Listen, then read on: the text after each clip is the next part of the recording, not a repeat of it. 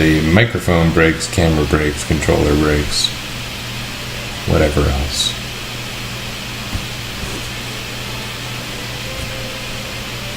It would seem that you're not getting any audio. That's okay.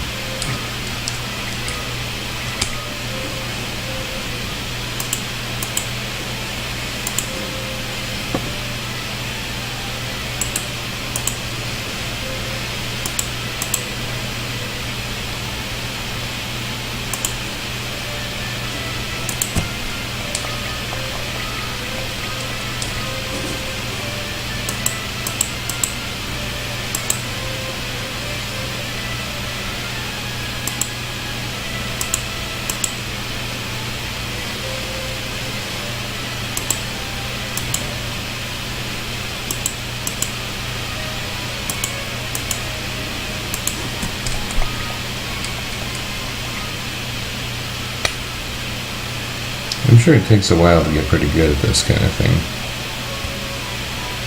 It really takes a lot of people less time than me.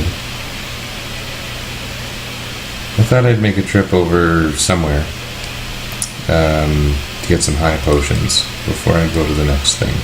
But I'm not particularly afraid of the next thing, so let's just do it.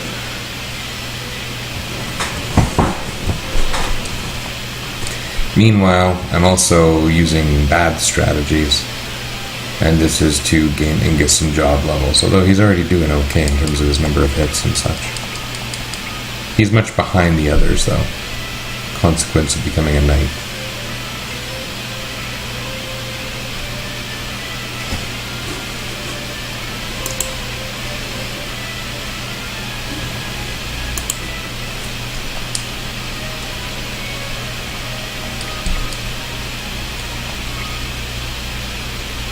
I shaved.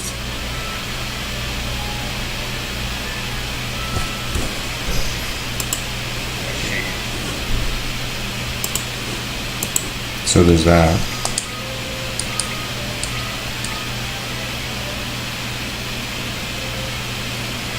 And I just heard myself saying I shaved on the stream, which indicates that I am getting microphone pickup. So that's a thing.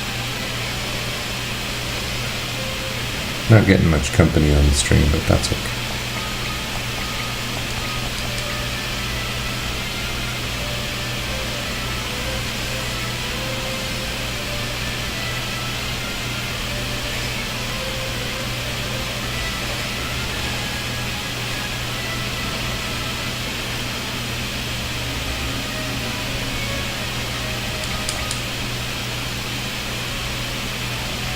And I could be using airship mode to get wherever I want to go nice and quickly and with fewer encounters. But the encounters aren't really doing me any harm. I'm getting job levels, everything's cool. So let's just keep doing what we're doing.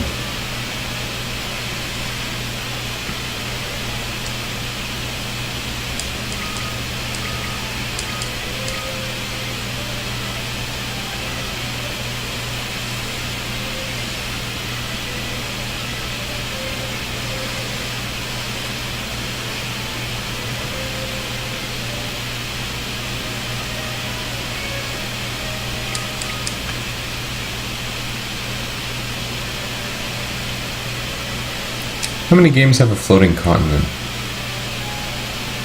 Final Fantasy III, Final Fantasy VI, confusingly, Zeal, I suppose, in Chrono Trigger, Saga 3, or Final Fantasy Legend 3, Lufia and the Fortress of Doom, and its continuity.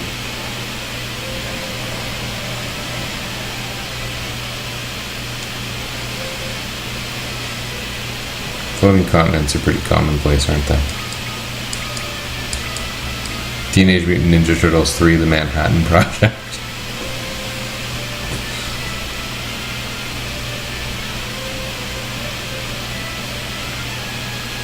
That was a good game. It was fun. In a way, it foreshadowed Avengers Age of Ultron.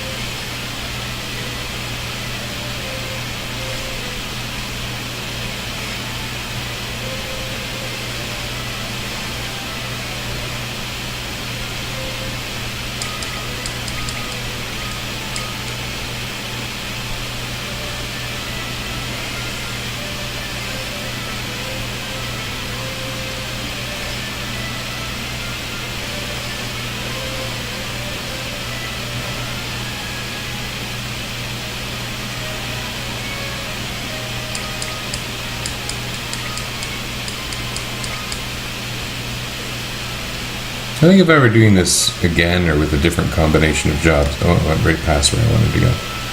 I would use some kind of mod or such save editor to force myself to have the necessary jobs at the start of the game.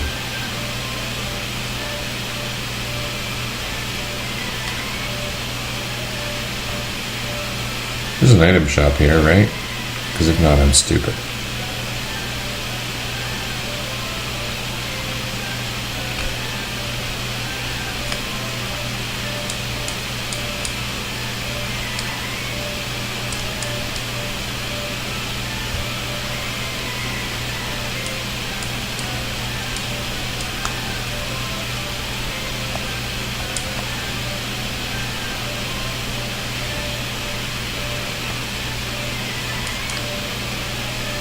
Ah!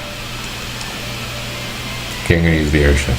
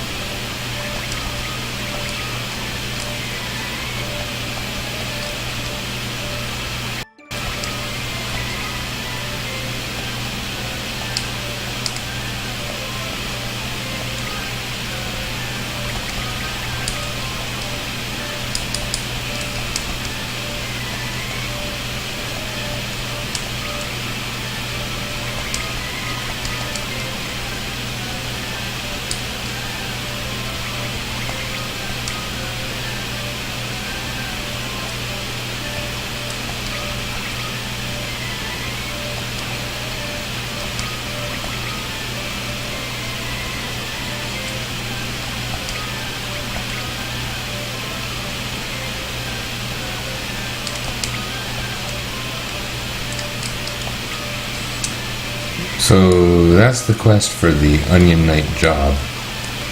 I may as well do it.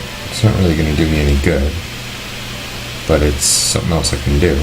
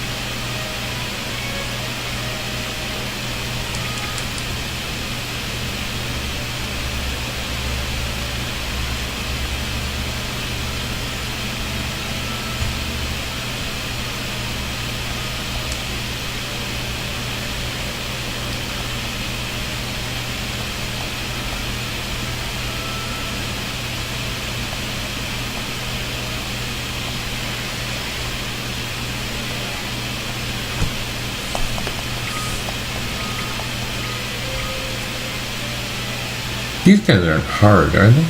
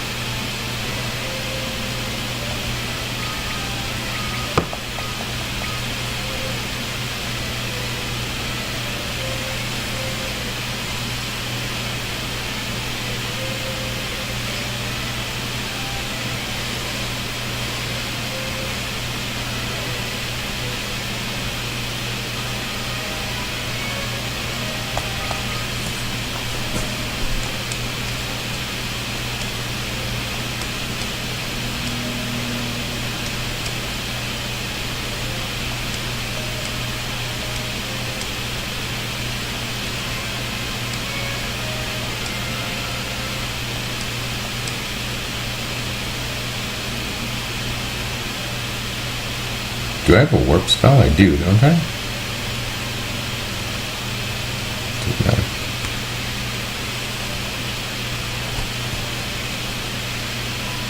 Probably no reason to be here. In fact, there's not really any quests until I start to approach 99 job level, at least as far as I remember.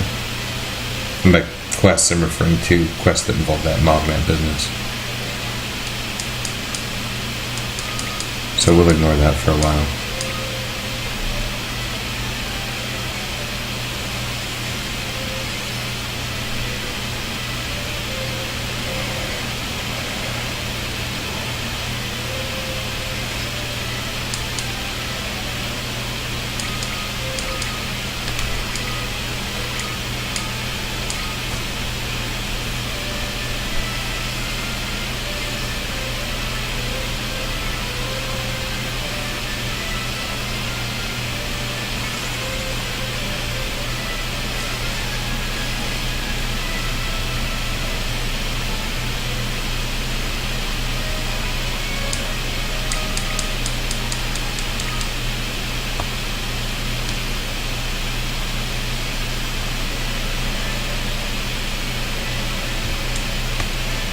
Let's get out of here.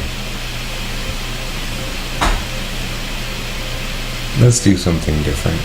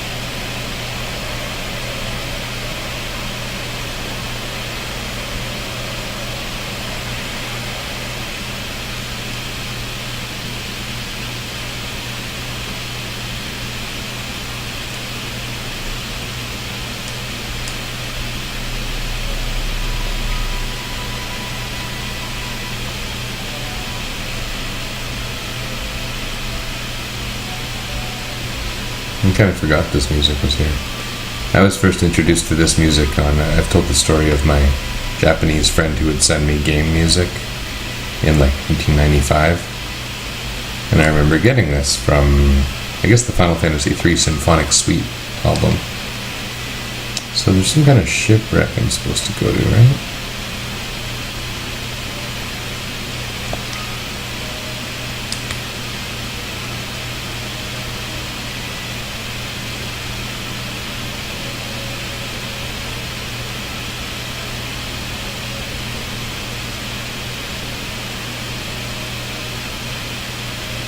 Any value in exploring? I believe there's a shipwreck. Am I misremembering the order of the game here?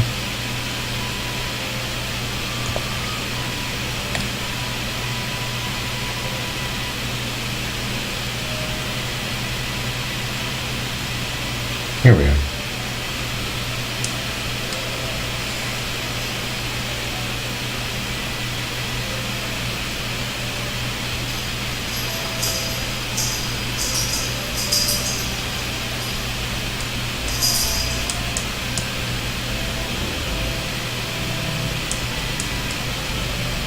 This also, the music, this is a well-known theme. It's the theme of a certain woman from the game, but I associate it with those times, back when I was in elementary school. And,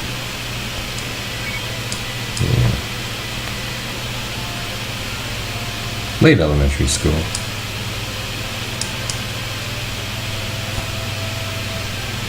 I'm not crying, I just...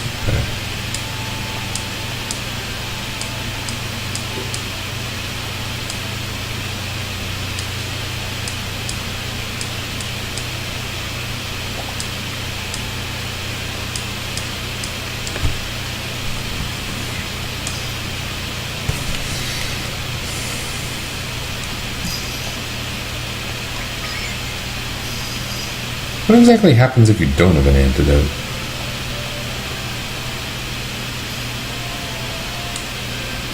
Oh, you can go back to the previous continent.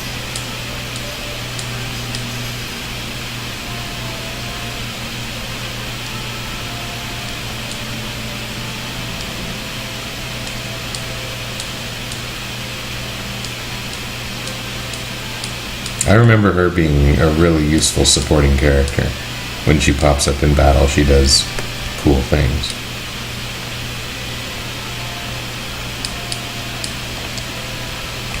How about that blood sword? Do I want to use it?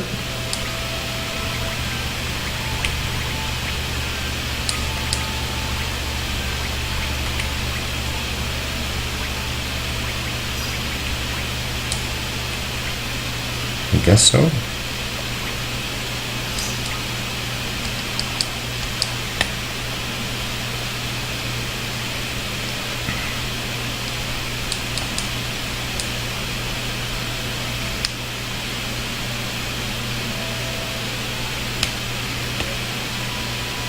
Are there encounters here?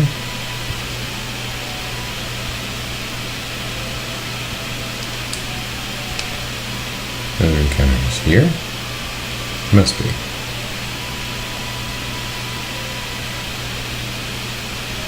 Then again, they did just say time stopped. Things don't come to kill you when time is stopped. That's why time compression is a utopia.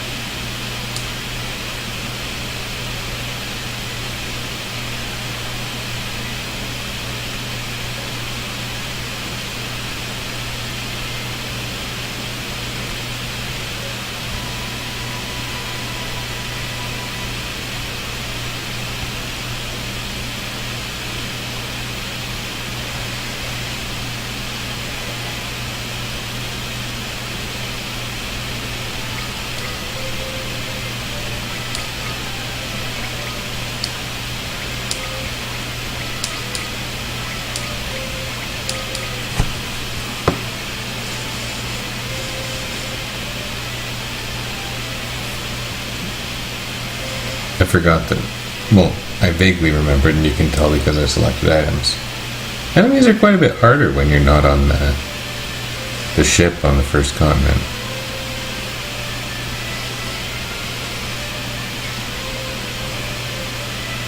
Nice damage.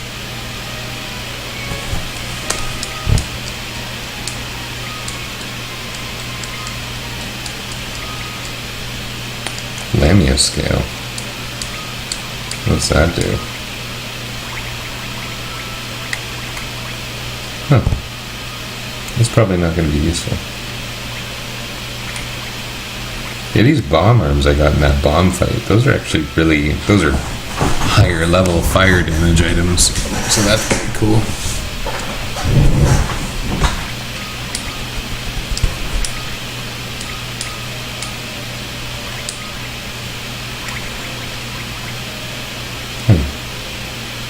Sure.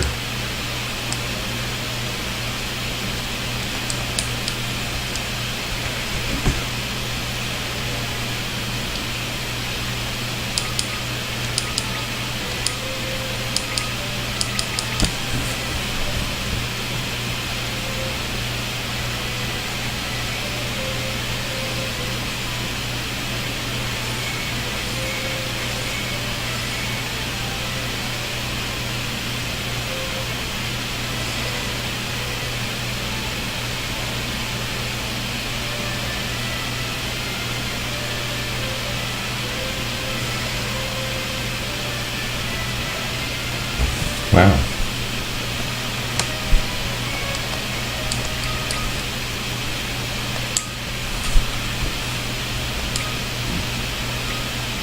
No, I never did buy high potions.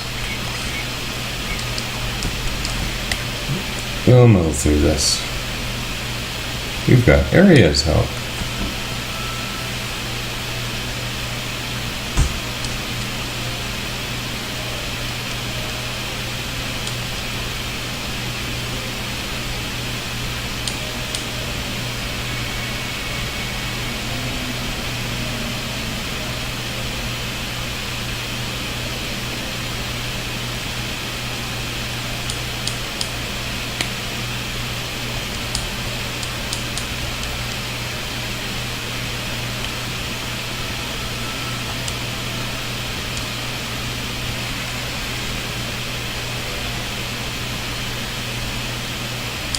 Yeah, the enemy designs in this game actually really do remind me of Wild Arms.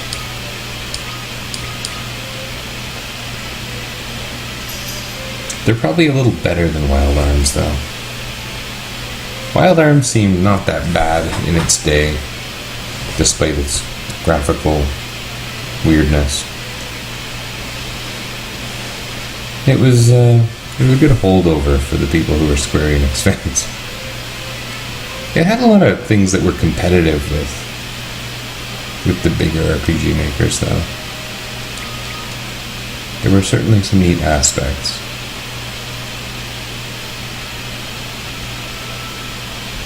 The combat wasn't trivial.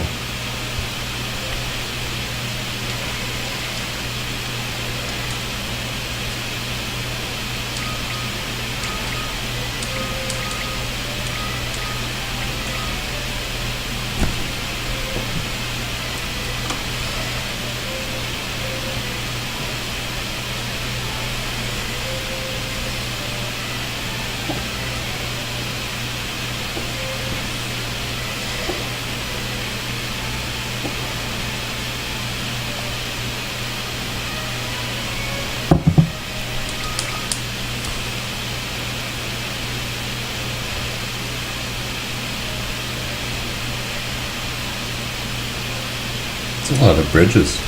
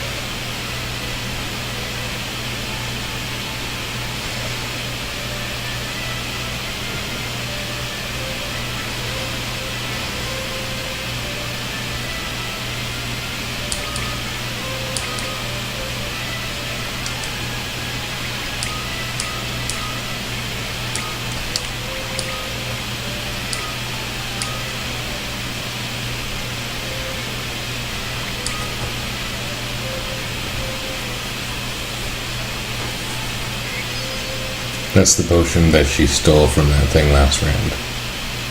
If that weren't clear.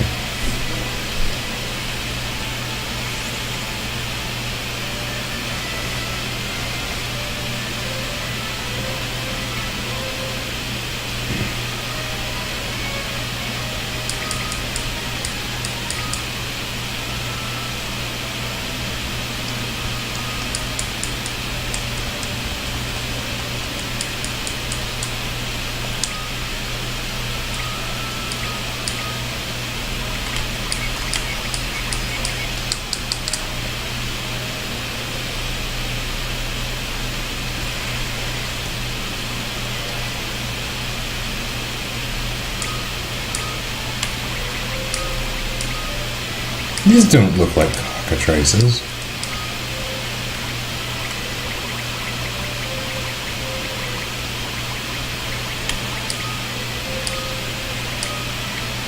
Does that work? I can just pick it out of my inventory?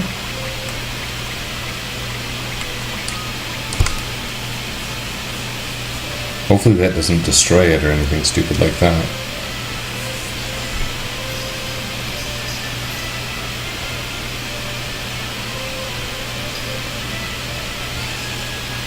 That was not the kind of strength I wanted.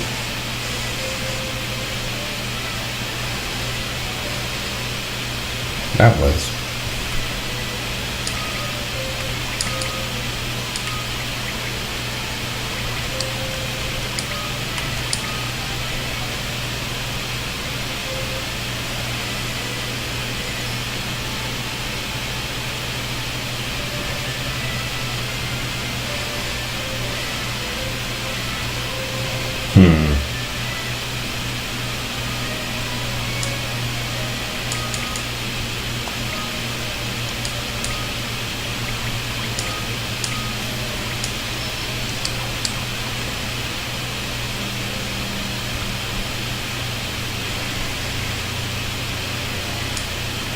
I liked that I could steal a bomb arm from these guys, so I'm going to keep stealing.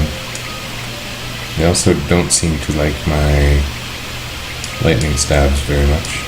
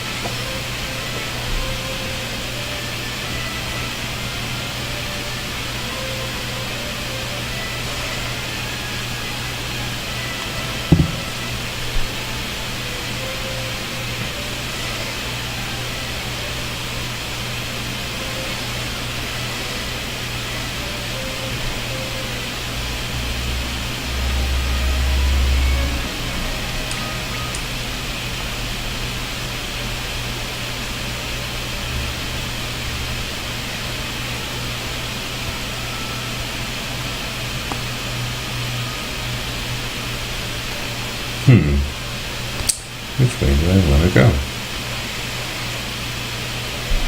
I like treasure. I like getting all the treasure.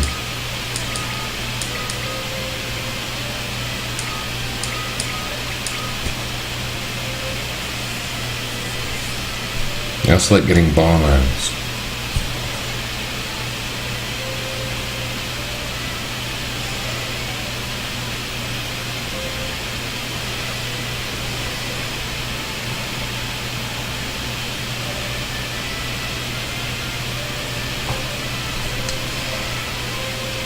Now that I've seen Arya use Kira, I'm a little hesitant to heal my team. But you can't pick up Phoenix Downs quite as easily in this game as you can in future games.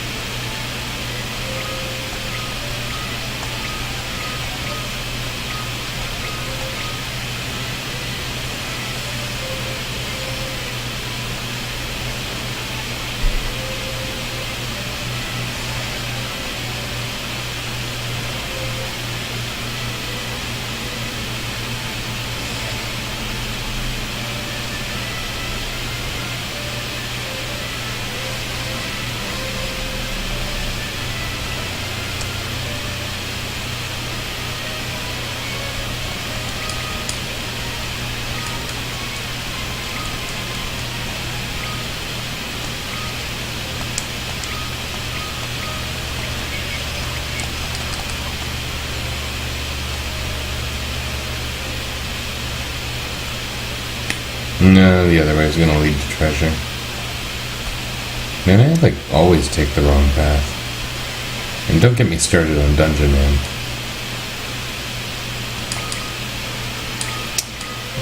I mentioned Earthbound came up in some kind of context in one of my classes today. There was mention of Carbon Dog by me. I said to my class, Carbon Dog from Earthbound. No Earthbound fans in the room? It was kind of funny. I had a class of 32 people. I have no idea actually if they were all there or not. One of them raised their hand. There was one Earthbound fan in my class. And, you know, these would be second year students. These are fairly young folk.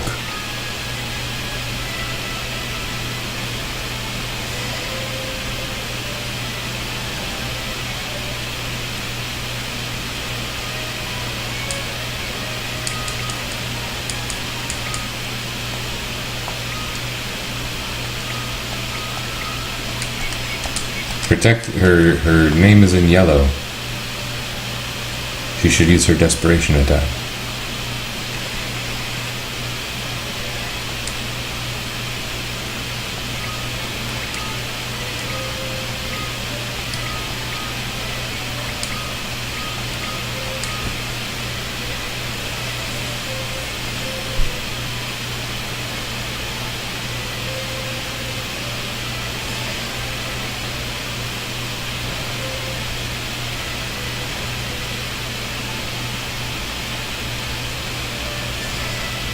It's nice that we're back to killing things in one round fairly consistently. That blood sword effect is also pretty cool.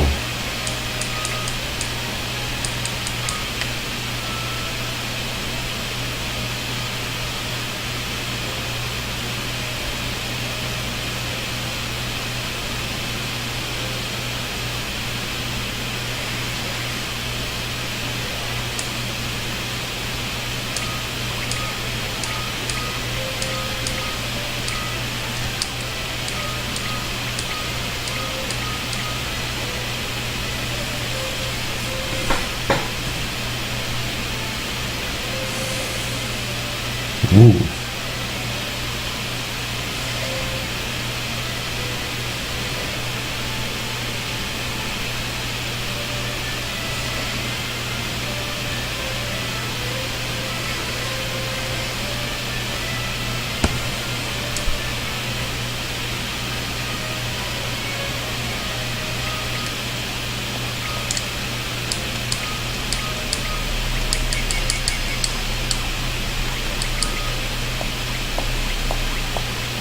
Just keeping an eye on my job levels.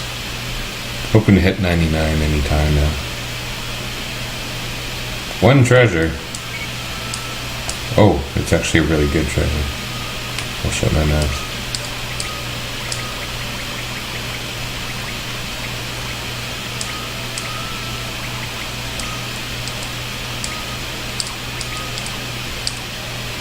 So that's kind of neat. Level 5. Level 4 spell.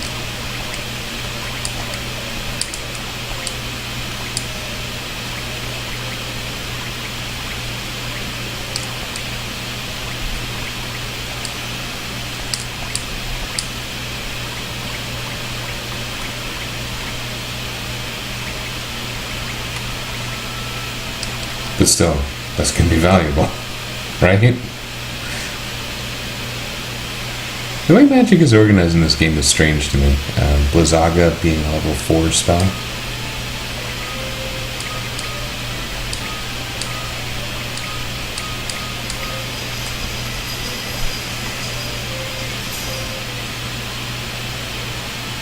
Those bomb arm items, though, those are effectively Firaga.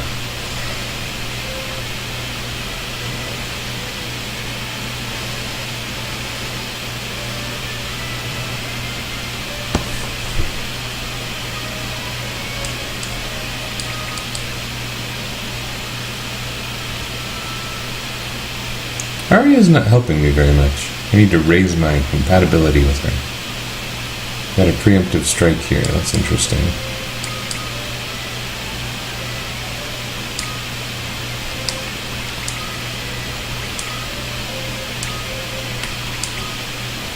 He probably should have done something. That was silly. Whatever.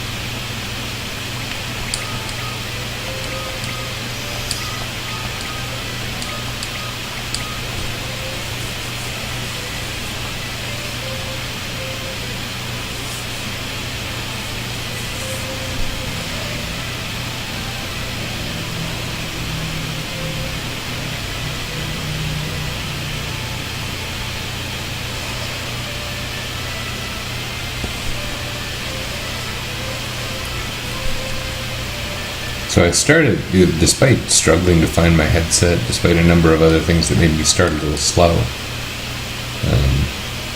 I had a number of bad attempts at the beginning, that's another factor. But I got on a little earlier than usual today. My wife is feeling crappy. It harkens back to the days when she was pregnant and would go to bed by like 8 every night. It was really kind of when I was in my streaming prime. That was when I got a lot of stuff done. Odd as it is to say. I'm just noticing I'm stepping on Cheerios. My children distribute Cheerios evenly across my floors. A very useful service they provide.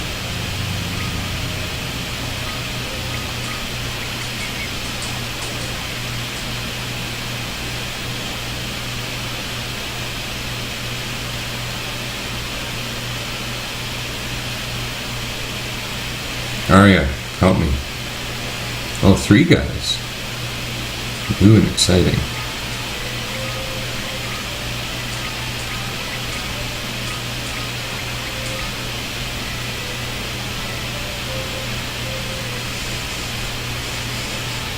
I could really go for a weapon upgrade for Raffia.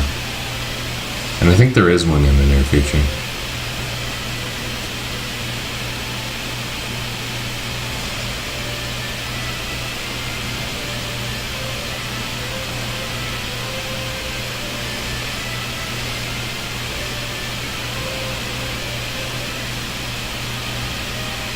Oh, hey.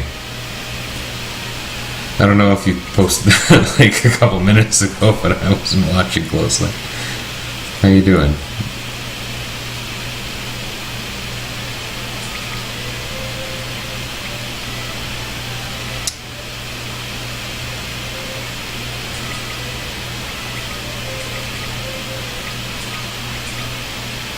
I was surprised to look up and see that there was someone in chat.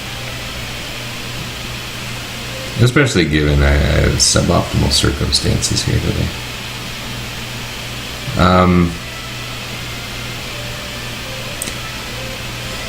I have a question that I've never asked you before.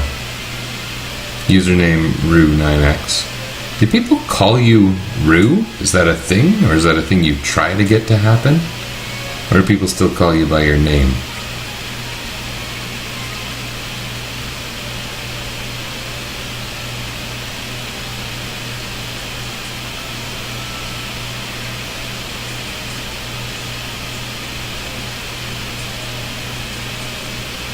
Oh, I'm in water now. That's fun. These guys didn't seem to mind my ice attacks before. And they were kind of hard. Let's see how they feel about these light staffs, because everything else here, it works. Oh, jeez, that sucked.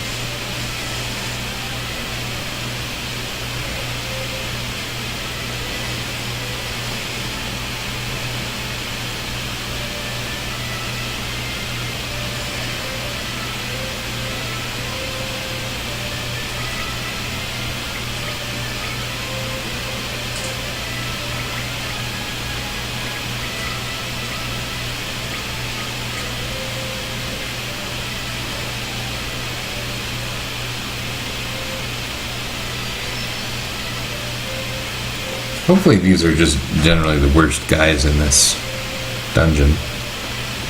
It kind of sucks having a helper, and I was kind of excited to have her on my team, but she's only done each of her 2 things once. I could really go for a Cura spell. I don't have so many of those.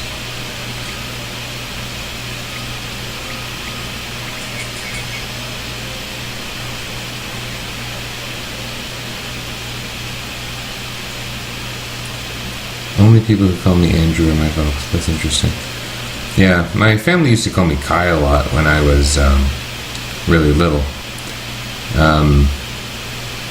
And then that seems to have pretty much gone away. Sometimes, like, my sisters will still say it, but it sounds funny to me. Generally, people call me by my full name, as exhausting as that is.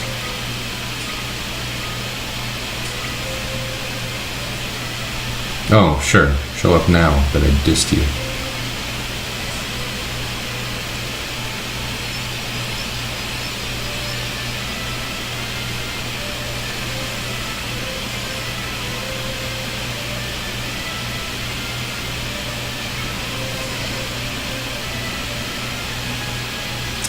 So, Andrew, what's your experience with Final Fantasy III? I think you were one of the ones who would have played through early fan translations, right? I feel like we talked about things like that, but I could be wrong.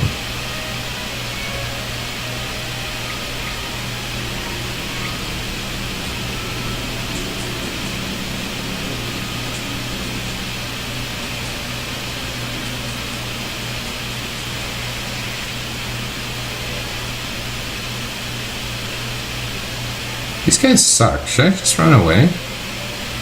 They're not nearly as fun as the rest of the enemies.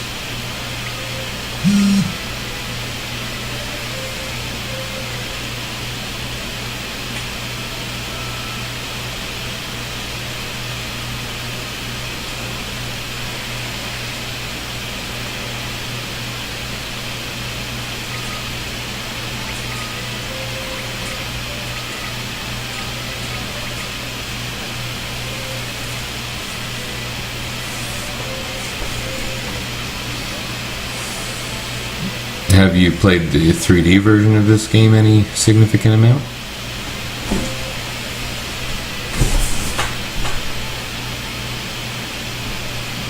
I've played a little past this point, but I don't remember it very well. I think I did about the next 2 bosses and then fell off the wagon. And it was because I was being particular about maxing stats, or trying to.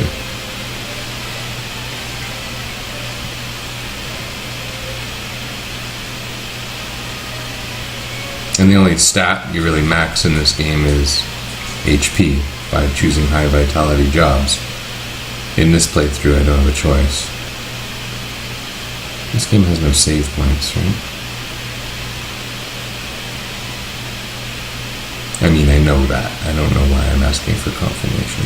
This game has no save points, I assert.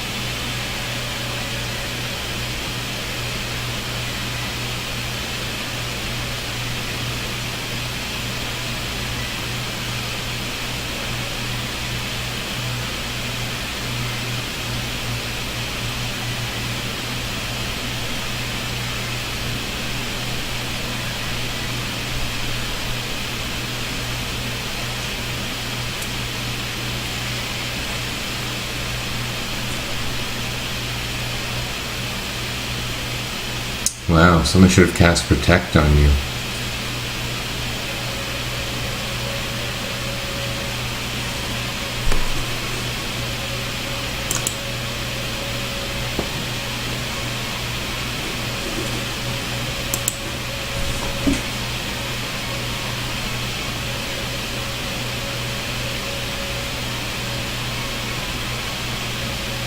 I always found it funny. I played Final Fantasy 1.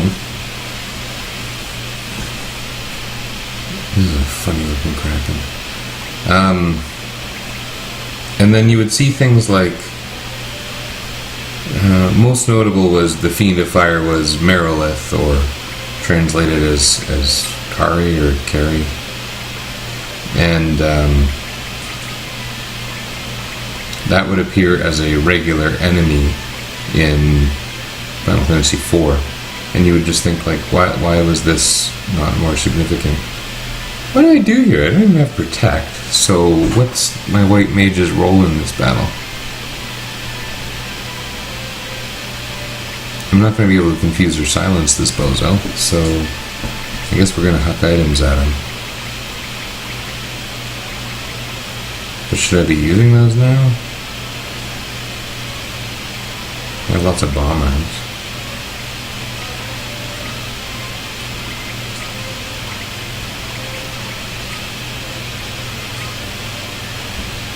Okay.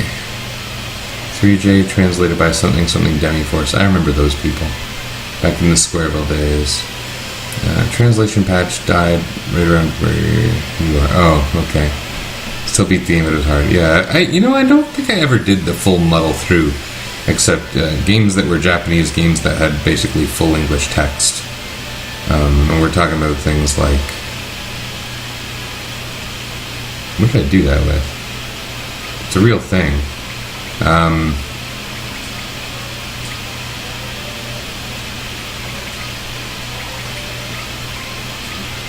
Mega Man and Bass. What else? Well, when it came out for Virtual Console, there was Sin and Punishment that had Japanese text but the English voice acting, and so you could pretty much just play it now. Nintendo knew that, so yeah. So I never tried to muddle through a Japanese game myself. FF2? No. I don't even think I can play through that in English, frankly, the NES version. So I've been doing this progression of playthroughs where the gimmick is I use the most common Final Fantasy jobs. I mean, I got a sidebar kind of describing that there. And I did FF1, I did FF5, I'm on FF3. These are job-based games, it's pretty easy. I'm going to resort to hacks for Final Fantasy 4 and 6. I'm just hoping no one notices that I skipped Final Fantasy 2, because I don't care. And I don't like it one bit either. What is his deal? Why is he slamming her so much? There's a not very classy anime joke to be made there, I think.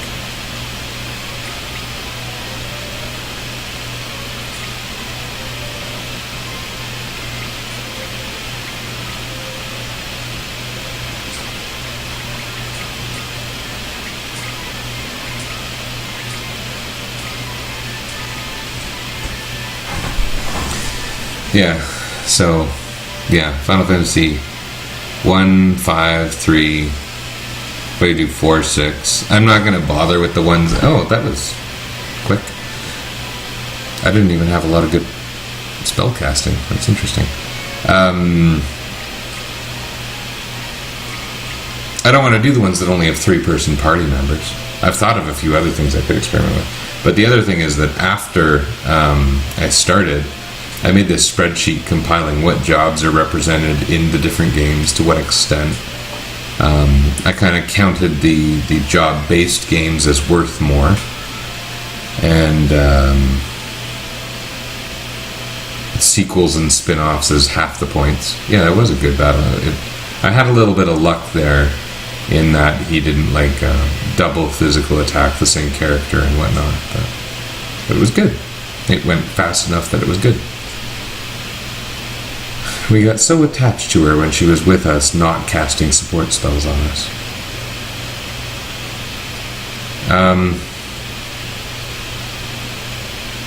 I was talking about something, but it probably wasn't important.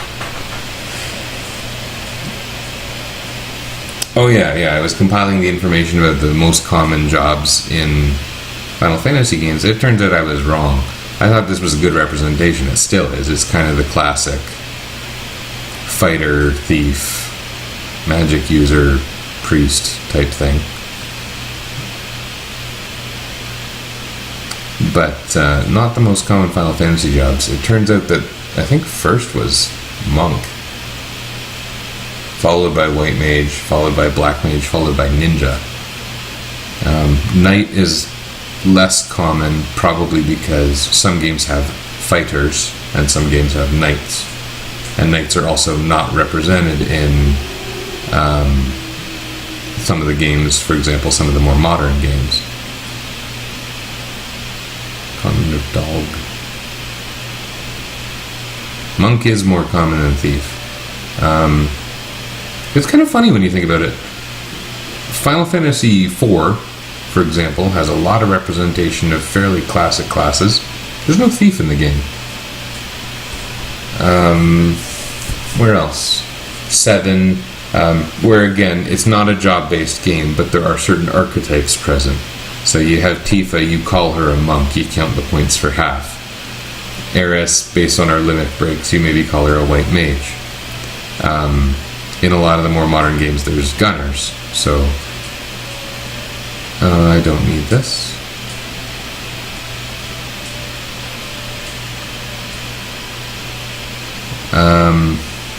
Yeah, monk is way more common than thief anyway. I mean, you call Zell a partial monk.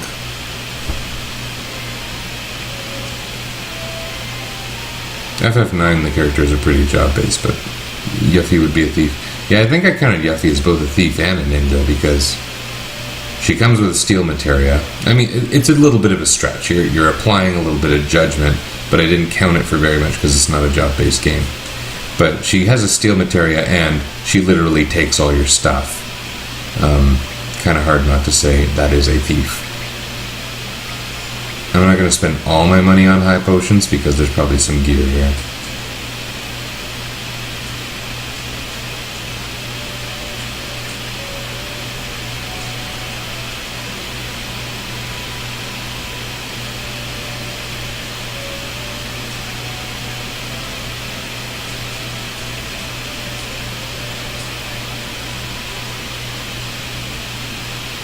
Piano time.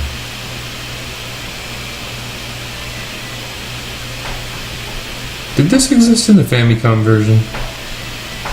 This doesn't seem like it should have existed in the Famicom version.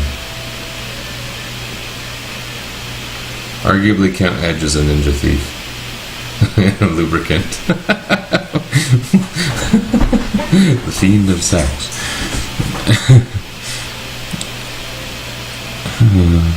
We were dumb.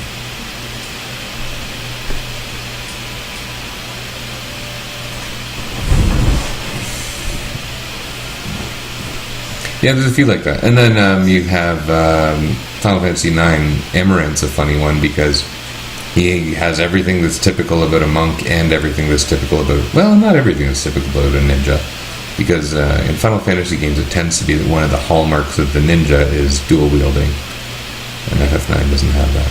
Still, pretty close with the throw command. What do we have here?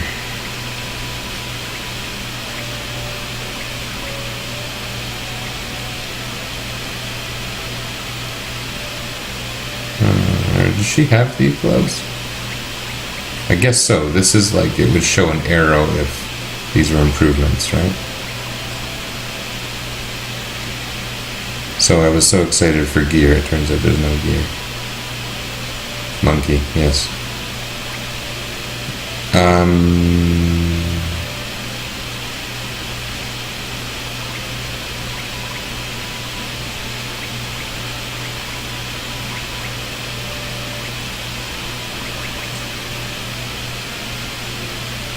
Well, I mean, that's better, right? Boomerang? Go for boomerangs?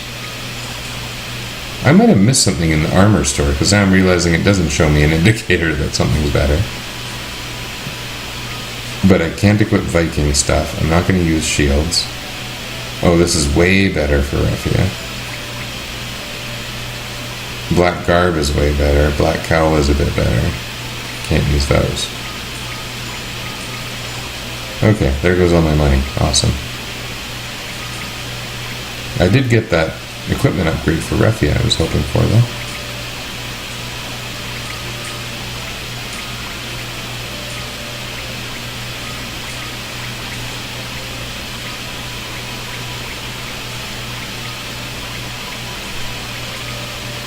That's a big upgrade for her. No one else got, like, anything, right? Am I wrong?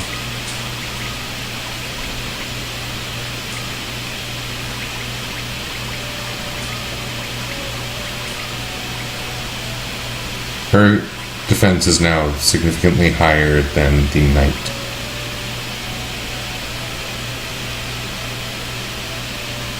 You go to the sewer first, and I'm actually basing that on the townspeople here.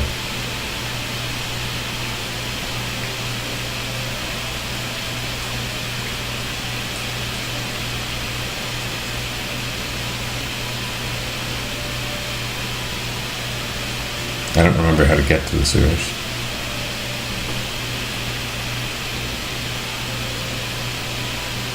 Oh, here, yeah, I can do this thing.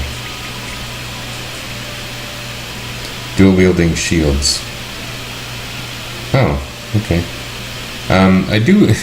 Dual wielding shields is a funny thing. I've never seen someone dual wielding shields in real life that I can remember. But it's useful in the games you can do it in, often. I'm thinking of Phantasy Star 4, giving the casters dual shields. I try to picture them, and it sounds like it would be idiotic.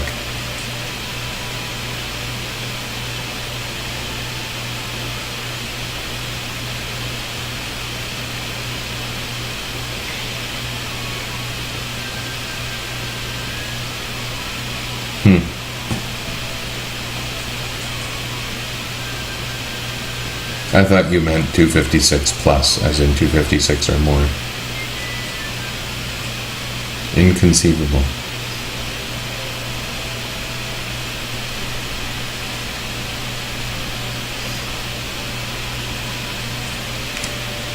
There's also some kind of hidden goodies in this town, right? I think they must all be on that island I can't get to.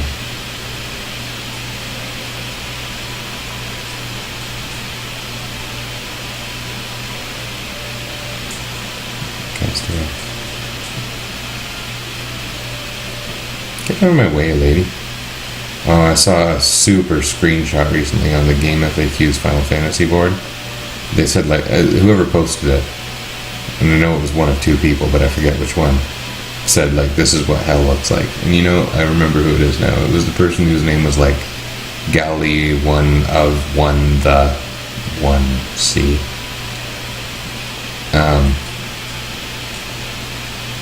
How do I find those old men?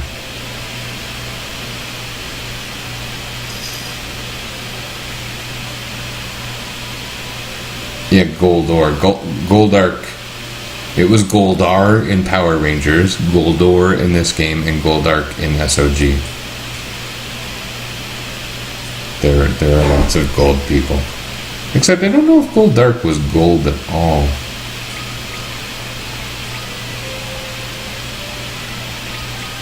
I do not remember that being a thing.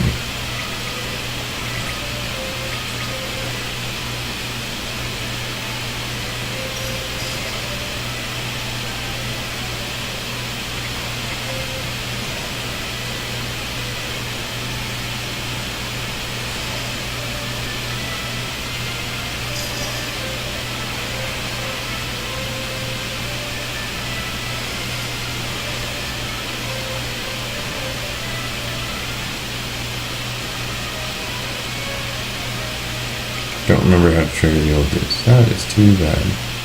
Yeah, I guess whoa. Oh, I can canoe around. Do I need to go somewhere different? Is it the sewer? Are the sewers in a different town?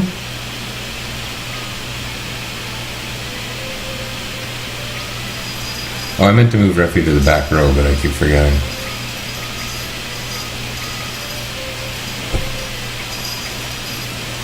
Golly. That was some power. He must be like a flying enemy or something. The sewers are definitely there. Okay.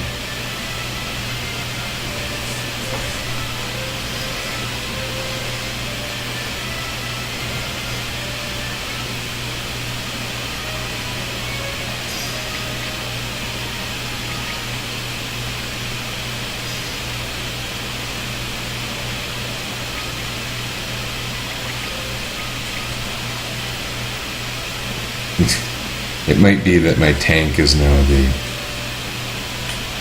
thief instead of the knight. At least for a little bit. Maybe I head back to the inn. I mean, the inn was full of interesting people before.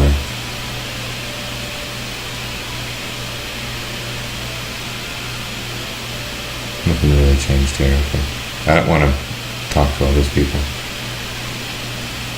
I don't think you do Goldor first, but if I remember correctly, you can get to other towns. What town am I in? It's Amur, right?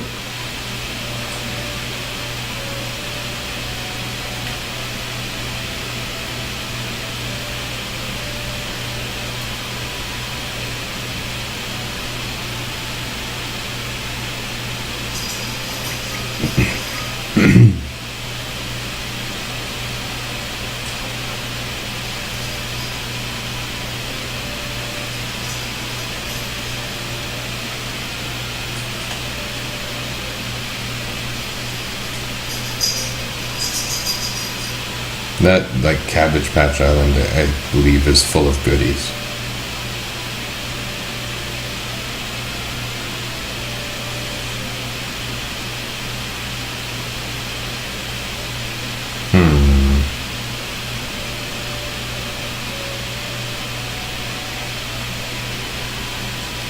Ah.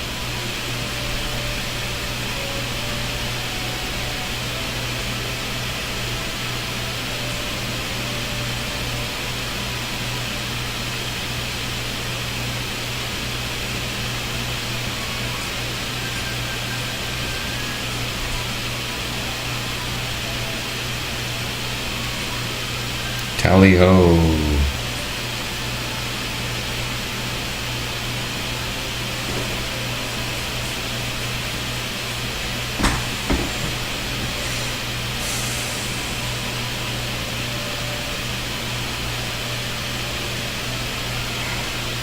I don't know what you're saying. What the hell?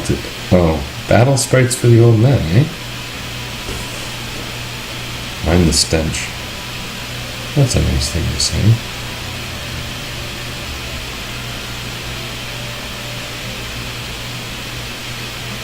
That's the way. Okay, I do want to check out that island full of crap.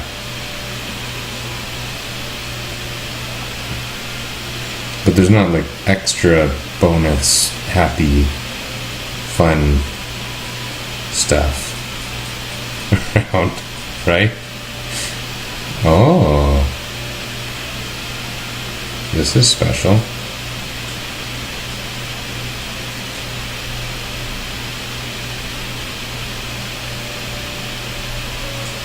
Or not. It looks like it should be special.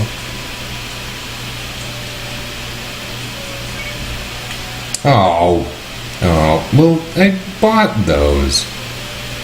That's the worst.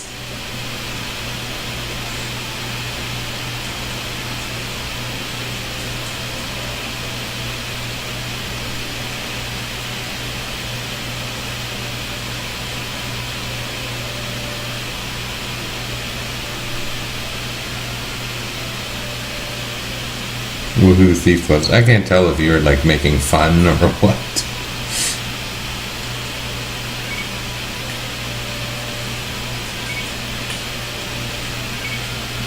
Oh, okay.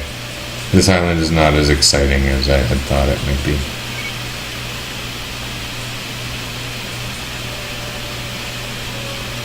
Well, it's nothing to cry about. As long as I have enough high potions, I don't really have any monetary needs. I think I'm good. I'd hate to be wrong. I'm gonna go save.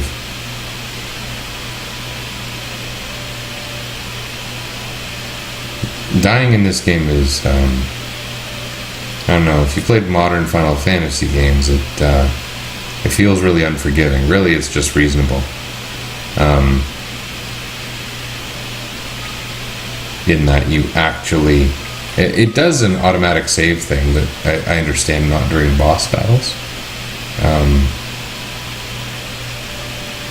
I don't know why they made that distinction, but yeah, you'll actually go back to your last save if you fail. And I did that. I had a bad fight against Salamander. I had a really bad fight against Salamander, so yeah, I died that time. And it cost me a fair bit of progress. This is a pretty fast recolor. Twin Liger, that's a funny name.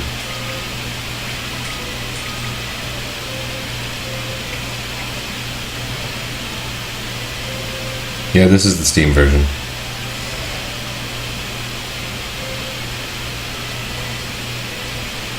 And it's quite funny. The Steam version of Final Fantasy V, which isn't even, really an enhanced remake, it's a crappily upscaled port, doesn't run effectively on my machine, which is not the highest end machine ever. It'll run perfectly, but not with broadcasting software. This one is just fine, as best I can tell. So I find it kind of funny. I think that the Final Fantasy V and 6 ports were really, really shoddy.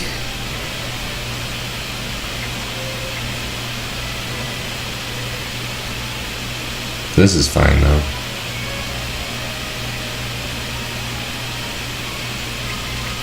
Yeah. Did I observe bugs? Not more than the original. One thing is, they fixed a lot of bugs that were like nice bugs, like certain boss behaviors that made certain challenge features popular. So that's kind of a shame.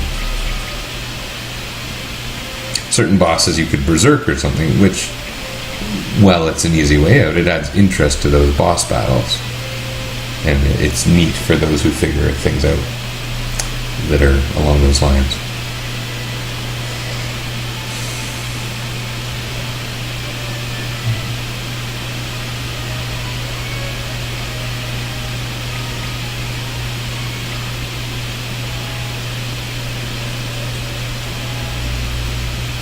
Are the dungeons going to stop making me turn into frogs and minis every few minutes?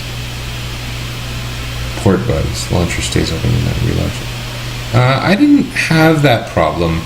I did find that, and it was evident in my streaming during 4-Job Fiesta, that the control configuration was really bad, even compared to this game and others. It was stupid and awkward. It's really bad. I had to use Joy-to key to get it to work at all with my controller, which is one of these knockoff Super Nintendo USB guys. For these games.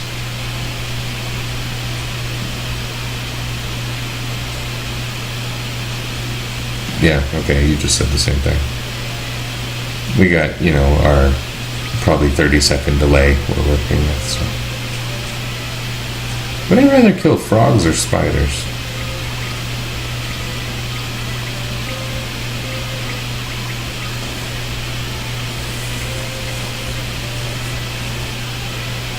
Raphia suddenly got so powerful that just very suddenly nothing seems dangerous.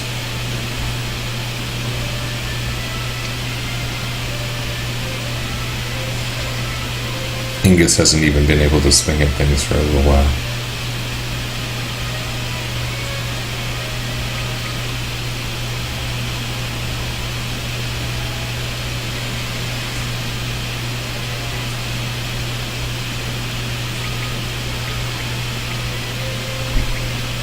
Maybe you guys should be guarding so that they can get some job levels. Well, more importantly, Ingus.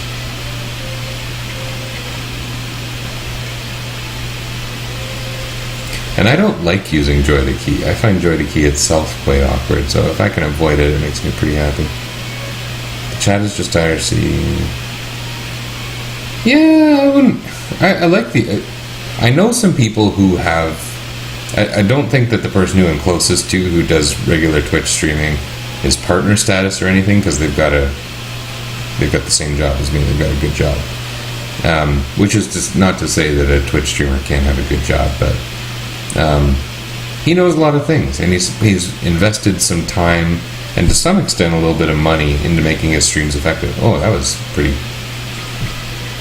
crappy, what just happened there. Oops. Oh, well, this will be okay.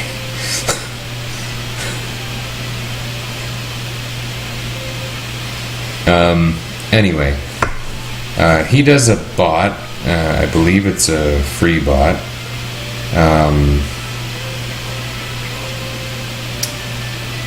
He does Twitch alerts. I'm pretty new to that. I don't think I have that going at all. I tried adding in the widget actually today, so that's fun. Worth using a Phoenix down? Probably.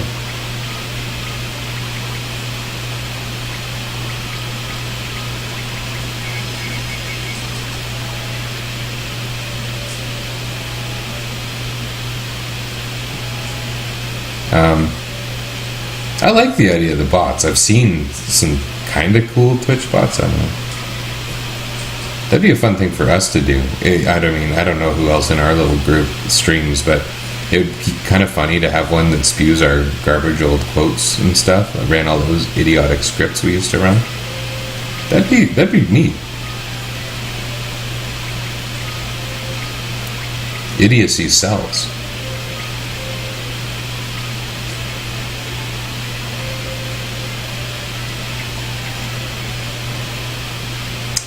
I frankly had no idea, but I've never looked into it. What you're telling me is intriguing.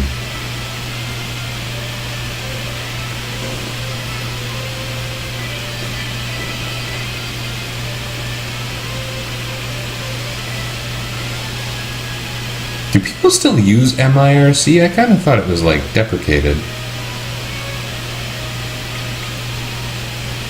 It would be nice in that, the coding is completely familiar to me. That's frankly kind of how I probably ended up getting a job in programming, was how much we messed around with bots and other scripts back in the day.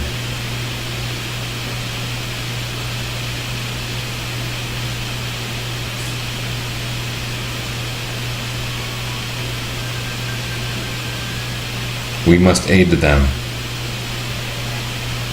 While speaking awkwardly. I have no idea if there's a boss in this dungeon or not. Is Ingus in the... or is Ark... Okay. Thought he was in the front row. I thought that was a critical mistake I made. It seems like the light staff can take these guys out, so I'm just going to play this really safe and...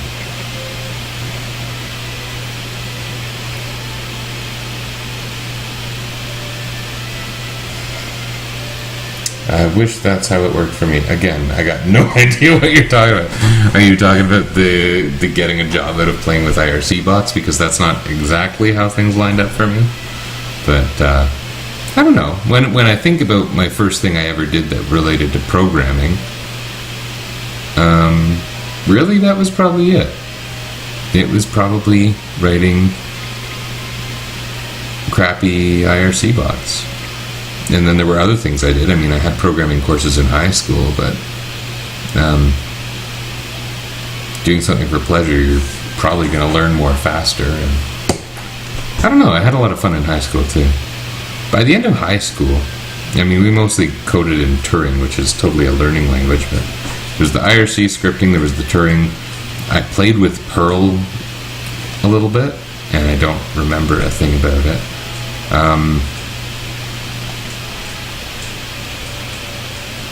But I remember learning about it. I remember I even had an OOP book that was based on... is she poison? It was a C# book.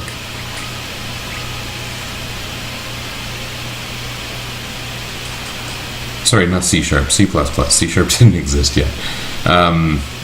And it was kind of funny. It was I almost felt like the book was talking down to me. It was so primitive sounding, maybe is a way to say it. And it was like, it's got a cartoon dog, and it says, here's our dog. Our dog needs a bark method. Our dog has legs. It should have a leg property. And it was all about, and it has these pictures of this cartoon robot dog. And at the time, I didn't really appreciate it, but now I use dog examples with my students all the time. And I feel like that book was actually pretty effective at teaching the basics of object-oriented programming. It was silly, but it was purposefully silly, and it worked. So,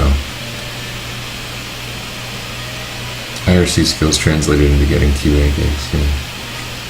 Well, that's the other thing. One of my friends, who you probably even interacted with,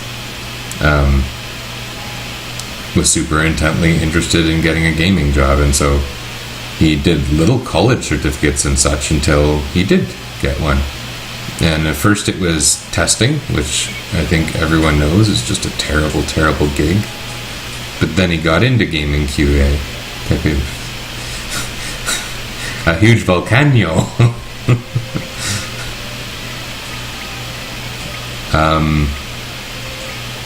And he traveled for the testing, and he traveled for the QA, and that ended up being a real career. And so now he's a QA lead at a very large international company with one of 3 major offices in Toronto. And that's pretty amazing. And that basically came from his love of gaming. He didn't graduate from high school or anything after high school with any kind of super specialized knowledge. It was more like just, I want to do something, let me do something, and it ended up working out for him.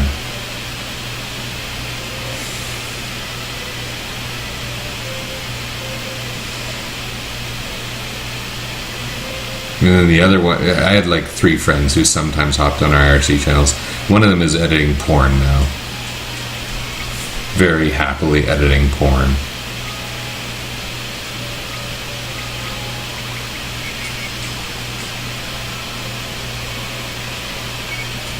Another one's a programmer too, when I think about it. Financial sector programmer.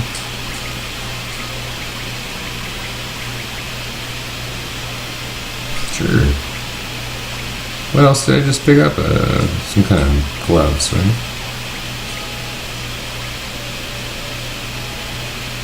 Okay. I'm sure those have a stat bonus. I guess so.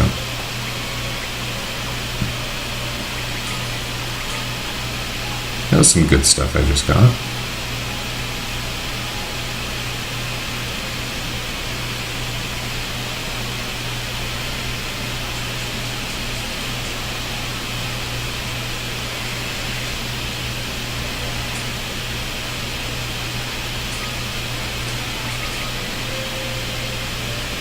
I wonder what her attack's going to be like with that, with the boomerang in one hand, dagger in the other. Does that make the whole thing a ranged attack, or did I just do something dumb? Yeah, it looks like it might be a little weaker. I wonder if the poison's going to be worthwhile. I've seen... I'm not very good at Facebook, but I've seen evidence of you doing things through Facebook over the years without really interacting with you much for a good few years. I said the same thing when our friend Sean showed up on here a few weeks ago, and he and I were talking, and I just said, like, I really have no idea where you are. He used to live in what I would call, maybe with my southern U.S. geography not being completely, an area of focus, I thought he might have been in the path of the first hurricane. So I was asking him, how's the weather? Are you okay? And he's nowhere near there. And I just said, I haven't seen you in a billion years, so... Or I don't know anything you've done in the last billion years. Billion was what came to mind.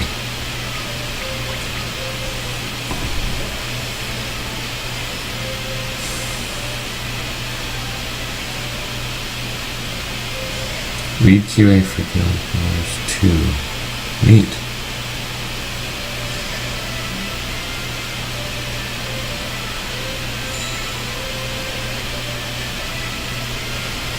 Legal work, eh?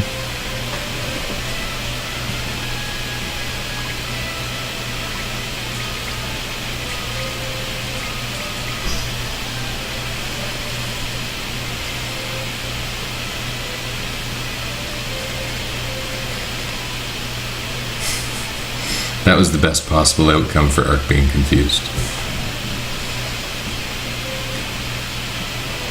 Yeah, they are super cool. I'm pretty impressed with some of the people I had the chance to know. I still think about Josh all the time, especially. And I think probably even before Squareville. Oh, yeah. Even before Squareville, Josh and I had known each other. He was like my first, like, internet friend. And I remember the first time he sent me a birthday card, and it was just a birthday card, but it like blew my mom's mind. Like, these are real people, and I still sometimes reflect on that a little bit. Like he is a pretty good friend of mine who happens to be someone I've never met, who lives far away, who I may never meet, but I'm not sure. Yeah, kind of funny.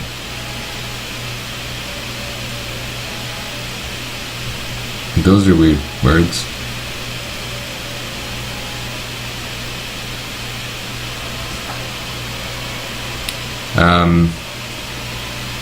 And Josh also. I follow him on Twitter, and he's one of my favorite people I follow on Twitter. It's like it's always Josh and like Ken Jennings who make me laugh out loud.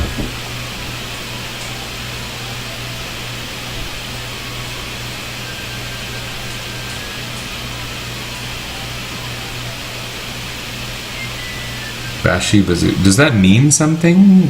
Did I miss that?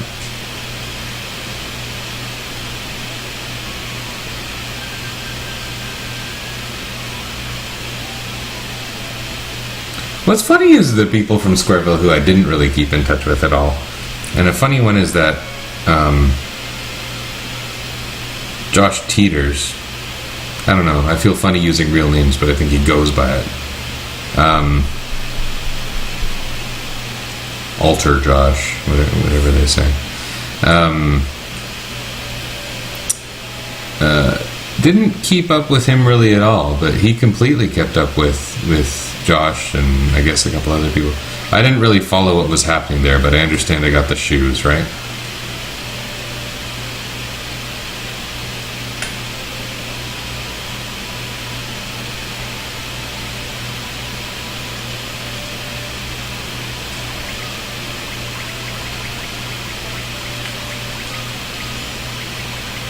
I do like keeping an inventory of old stuff, so I'm not gonna get rid of a bunch of random stuff.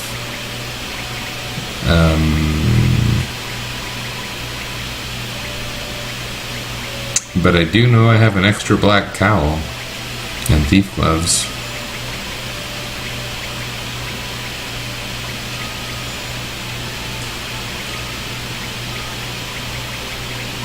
This is gonna make my life a bit more comfortable.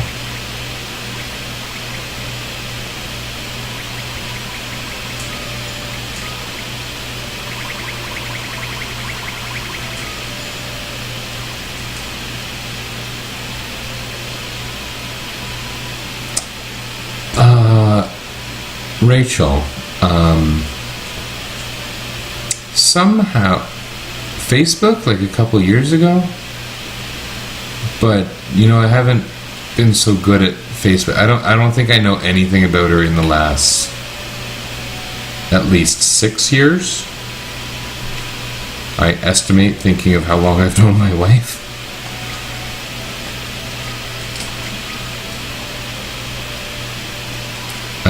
Maybe I'll stay at the end too. Because from here we could just go straight to the mansion, don't we?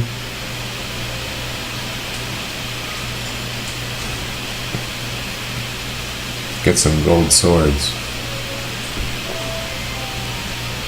Fun to watch a train wreck. Yeah, I have a few of those. I have a few of those from real friends. Possibly even a couple whose names you would recognize, but I won't say anything bad about that.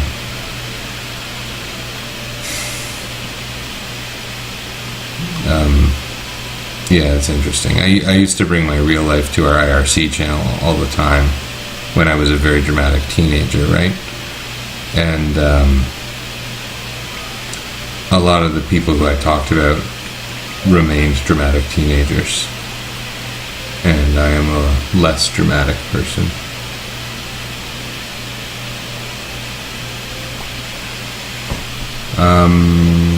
Am I going to be going the wrong way here?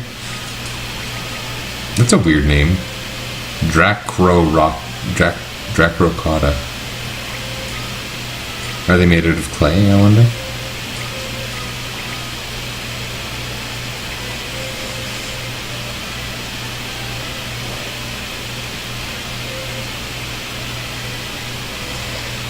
So these.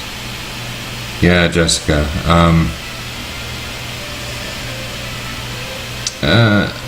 I haven't seen her since probably 2 years before I met my wife. She was living in the U.S. She was living in the Seattle area, actually, for a good couple years. When I was kind of finishing up my degree and then working a bit. Oh, I was going the right way. Okay. Maybe not quite.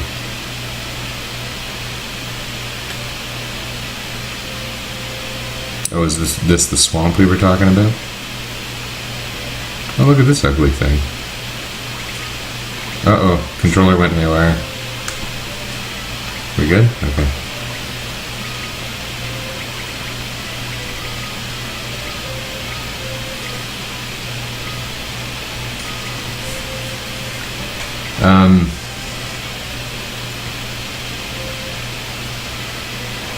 I don't have much of an update on Jessica. I haven't kept in good contact, but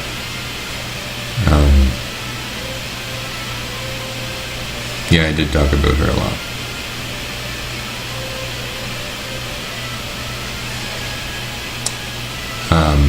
She's been in a relationship with a woman now for, I think what they allege is like 16 years, which doesn't make any sense to me. But I recall seeing that on Facebook. That itself, I guess, suggests that I Facebook stalk her a little, but that's not entirely the truth. It's more like that's what I coincidentally see. I feel like every time I go on Facebook, like, oh God, this is something I shouldn't see. And it's kind of funny because really that's what Facebook is. It's everything you shouldn't see about people that's there. We don't realize how much we give away. You're allowed to have secrets. You don't need to, but all the things that are on Facebook are things that no one would have dreamed to probably tell anyone in the 1980s, 1990s. The people who did were artists, you know? It was Kurt Cobain was the one posting the emo crap on his wall.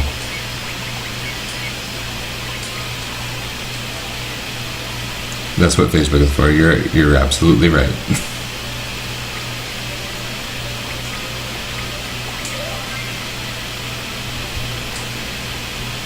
If it is for something. I am not positive if it's for something. I was a big advocate of Facebook when it was new. I understand that Southern Ontario was kind of a hot market when Facebook was emerging, and I wonder how much a proponent of that I was. I mean, I used to tell people, you should really be using this new amazing service. And they say, what does it do? And I say, who cares? Just sign up. We started a group with the specific purpose of having another friend join Facebook. He said, if you get 50 people telling me you want me on Facebook, I will join Facebook. And so we did that. So I really liked Facebook, and for a long time I was checking it daily. Every so often I go through these droughts of not checking Facebook, though, and I come away feeling pretty good. I don't think it provides... And often when I'm looking at it, I'm just seeing people... I check it on a Monday morning. I see people posting, oh, it's Monday. Well, guess what, you idiot? I could have told you it was going to be Monday morning last night if you really wanted me to. I don't know. It seems like it's just people go there because they've got to say something even if they have nothing to say. And while that's not necessarily wrong, it is stupid. And that's not everyone. That's not like exhaustively the bad thing about Facebook. But it is a thing about Facebook that I think is at the very least weird.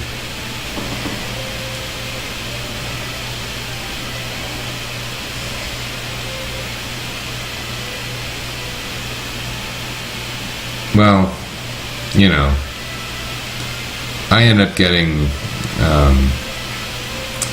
relatives who you want to keep in touch with because they're relatives, but you kind of have nothing in common with them. And sometimes it's nice to get an update. I'm not denying that, you know, I have them on my friends list on purpose.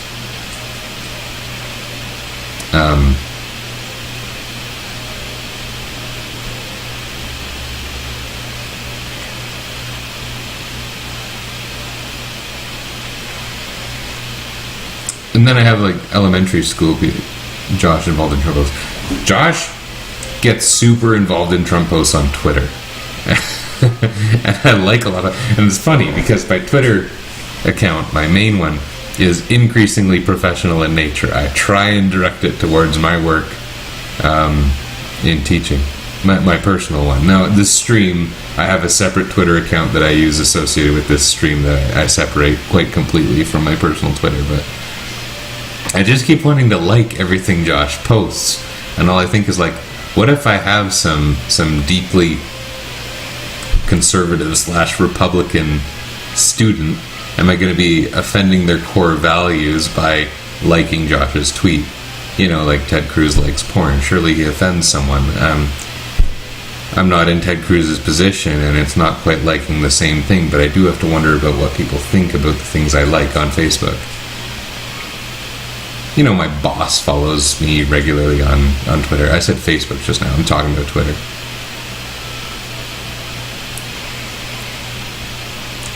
Yeah, Josh's involvement in the Trump post is quite funny. And he replies to probably more than one daily.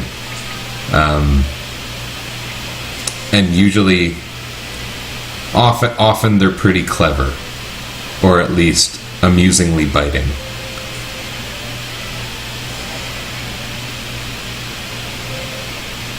I say I'm not going to talk about politics in this stream, but it's hard not to with things like that. I don't know. I'll try to be a better person.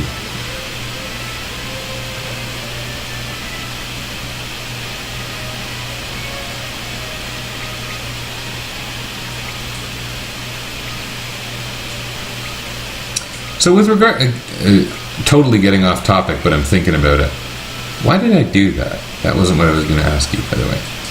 But you talked about accessing Twitch chat easily from an IRC client.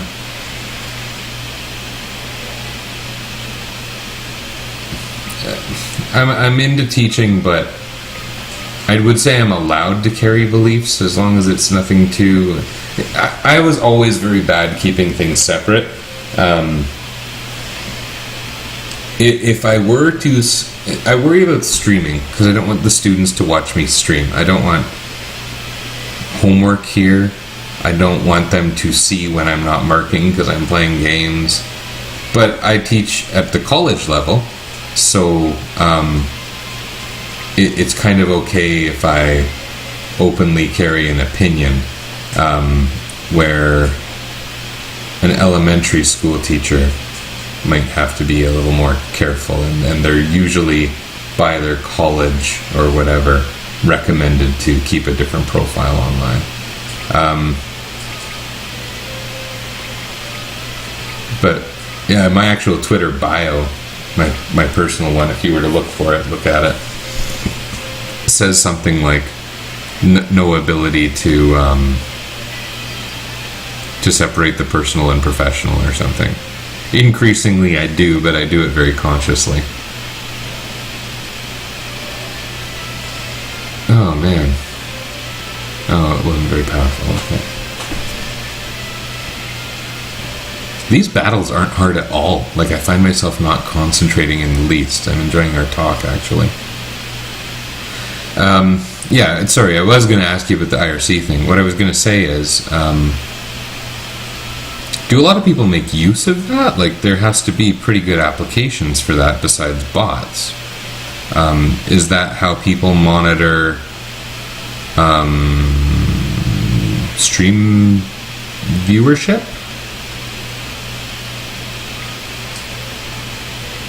Look at these guys.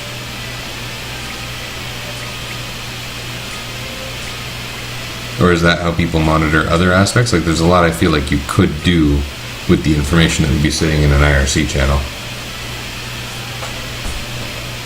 Oh, that's a strong attack. I mean, Lunith has crappy defense, but...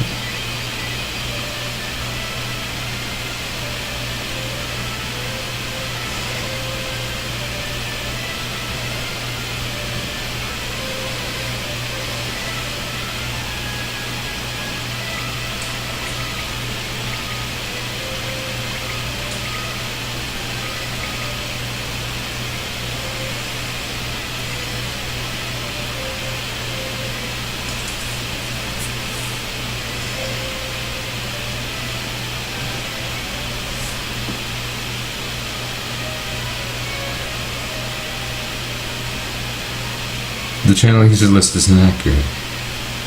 Huh.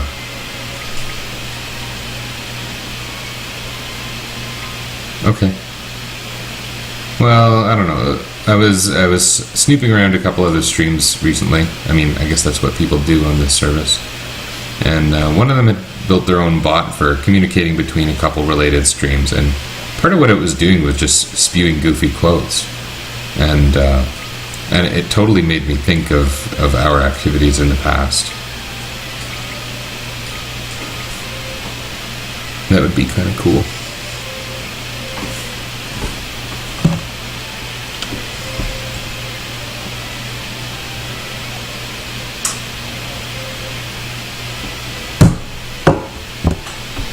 In short, it's wonky. Okay.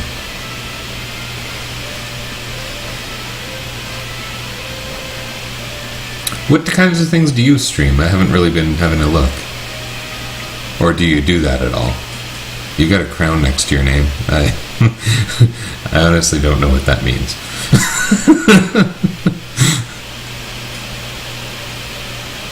I don't know most of the things. I don't know what I'm doing on Twitch. I try to just copy the friends I have who know what they're doing. You don't? Okay. What have you been playing lately?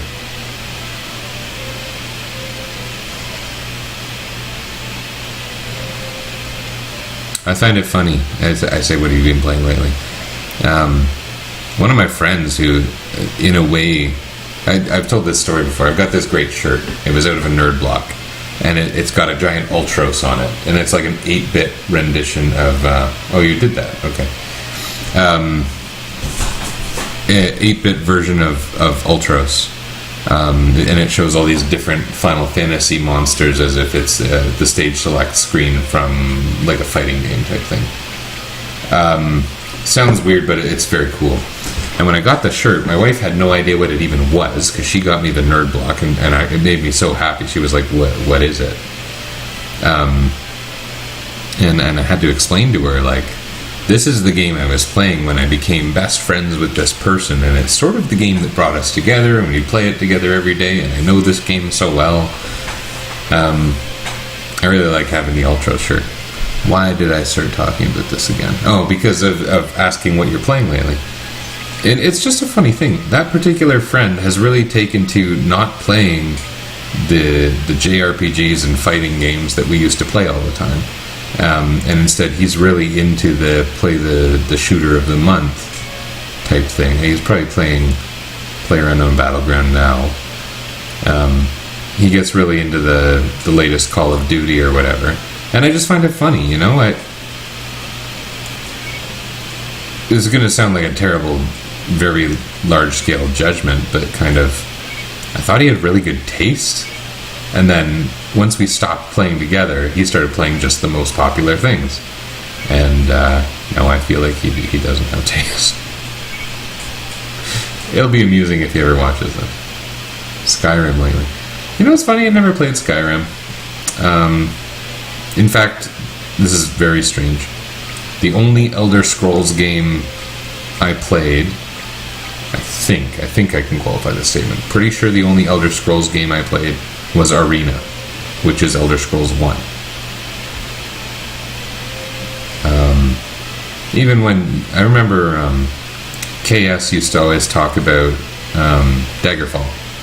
And I found Daggerfall interesting, and I would look up things about Daggerfall, but I never played it even once. Daggerfall, actually, if I were going to play another Elder Scrolls game, I mean, I might play Skyrim, but Daggerfall still sounds really neat to me, because I believe I'm right in saying it still holds the record for the biggest game world that's ever been written or created.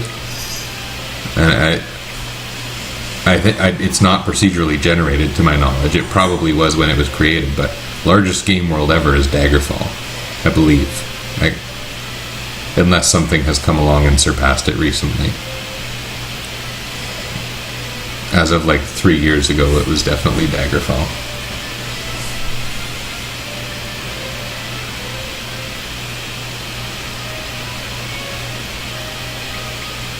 Yeah, I play things like this for streaming. I mean, I've kind of got this Final Fantasy kick going here. But when I'm playing with my kids, we do different stuff. Oh, look at this, horsies.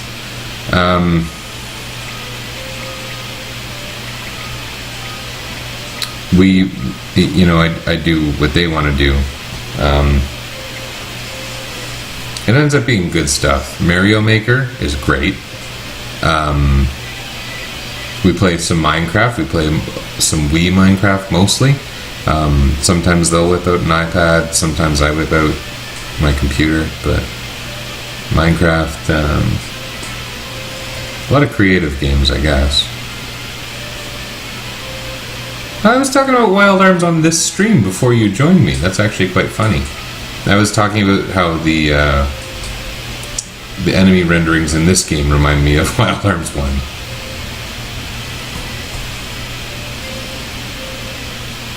What gets you...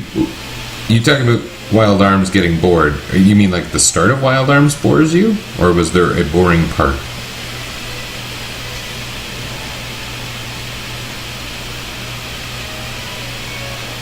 I remember the start being really engaging. In fact, it starts to slow down when everyone gets to Adelaide. I don't know where I'm supposed to go. Wasn't there kind of, this was the only path?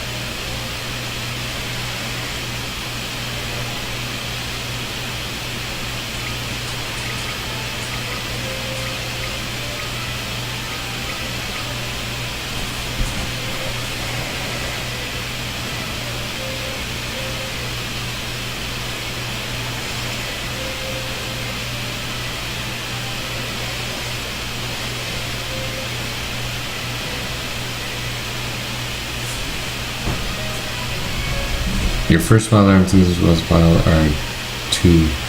You see, that's funny, because I was pretty happy playing Wild Arms 1. I liked the game in general. And when Wild Arms 2 came out, I hated it. And a while after it came out, in fact, well into the PS2 era, I played Wild Arms 2, and I didn't hate it so much. But exactly what you just said is the thing. Wild Arms 2 was so damn slow. If you could ramp the speed of every encounter up to about 1.5, it would feel pretty good. Possibly even 2. It just looks awfully slow. And you got the main character attacking with a bayonet. And he like walks up to the bad guy, and he reels back, and he goes like, and he pokes them with a stick at about this speed. And you're wondering how he's hurting someone. First of all, with a bayonet, but second of all, a bayonet that's moving about, 3 miles per hour.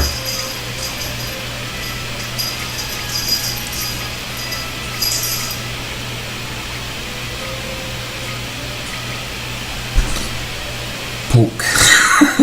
Yeah.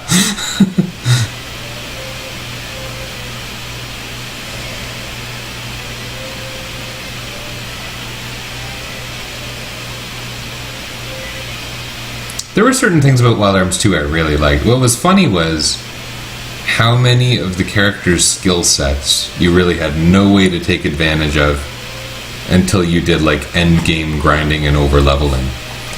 The cyborg ninja girl, Canon, I think you call her. I don't remember where I'm going, by the way. I was going up because I didn't remember where to go in here, but I seem to have completely forgotten the path.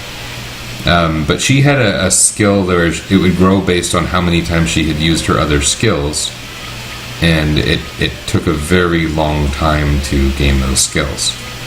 And then Tim, I think, was one of the guys, and his wasn't too bad. There was the bonus character, and you would need to like travel the world to even get her skills. There was just a lot in that game that was like left for the end. But thankfully, Wild Arms games seem to always have a big pile of super bosses, so then it starts to make a sort of sense.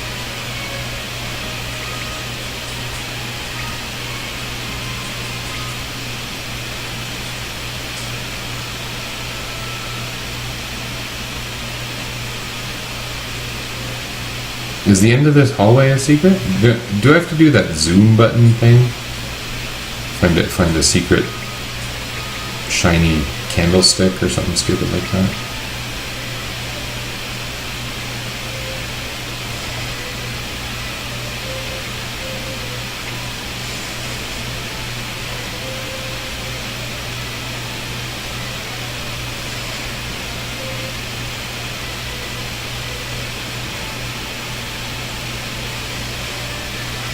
Status ailment lock skill. I don't remember it with that level of precision. To put it one way.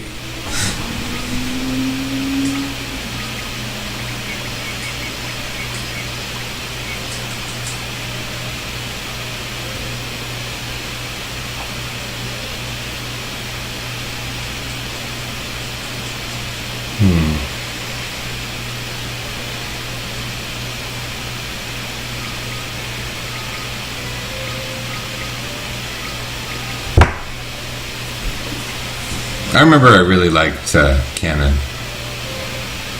And I really liked, I think, all the characters in that game.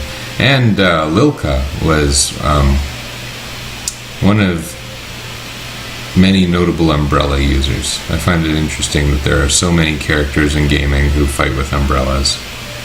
And she's a good one.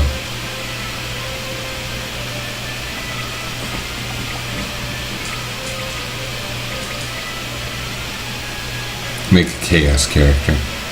I would leave that to him. You know, the last time we put together an IRC RPG, and it wasn't some crazy long time ago. I mean, probably like 10 years ago, but not 20. But we did a game that was, I think I called it Retro. I think it was just called Retro. And it was entirely SOG with simplified mechanics, and meant to be, let's redo SOG with simplified mechanics and kind of do it right, more organized fashion, more characterization was the idea, and KS came up with a new version of KS, and I forget the name. It was some proper name he went by. I don't think you were involved in this. A couple people came up with kind of new imaginings of their existing characters. I think we played like twice. That seems to happen, and it seems to be the fate of most of the IRC RPGs of our little community. You spend months coming up with the perfect rule set, and then you don't do anything with it, which I'm kind of okay with. That's a lot of how I work in general, frankly. Yeah.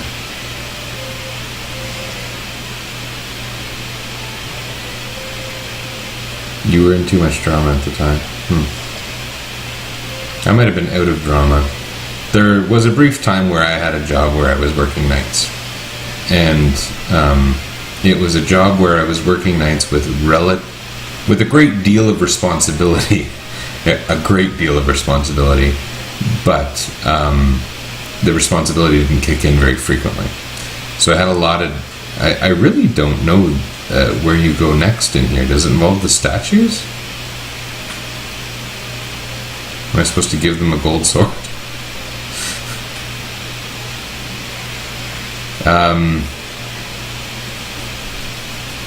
So when I was working nights, I would spend a lot of time,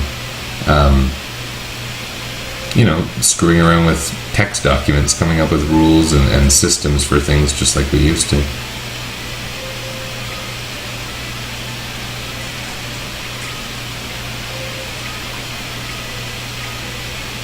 I remember coming up with a few things. I think I might have found a thing right in front of me.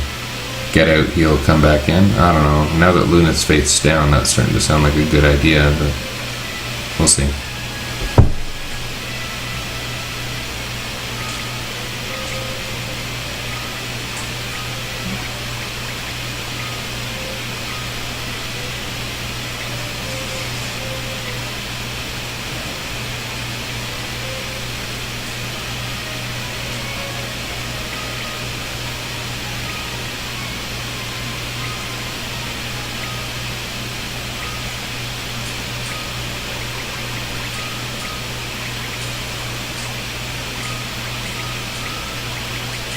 I haven't used a lot of my magic, and I still have a lot of potions, so I don't really think I'm in like a desperate situation with regards to resources. Plus, I do think I just found the path forward. I just hadn't been very exhausted when I was checking those individual rooms.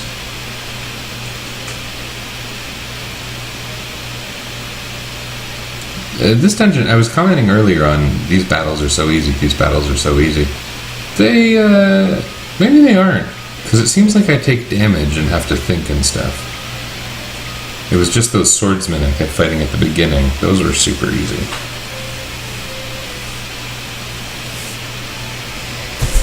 But this is how these games were. Final Fantasy III was not a super forgiving game. It's funny that I'm conditioned to think that I should be able to just walk through a dungeon, but that's the way game design has gone. Your last fun project like that was a Castlevania. I remember someone else doing a Castlevania mud. I thought it was M9X.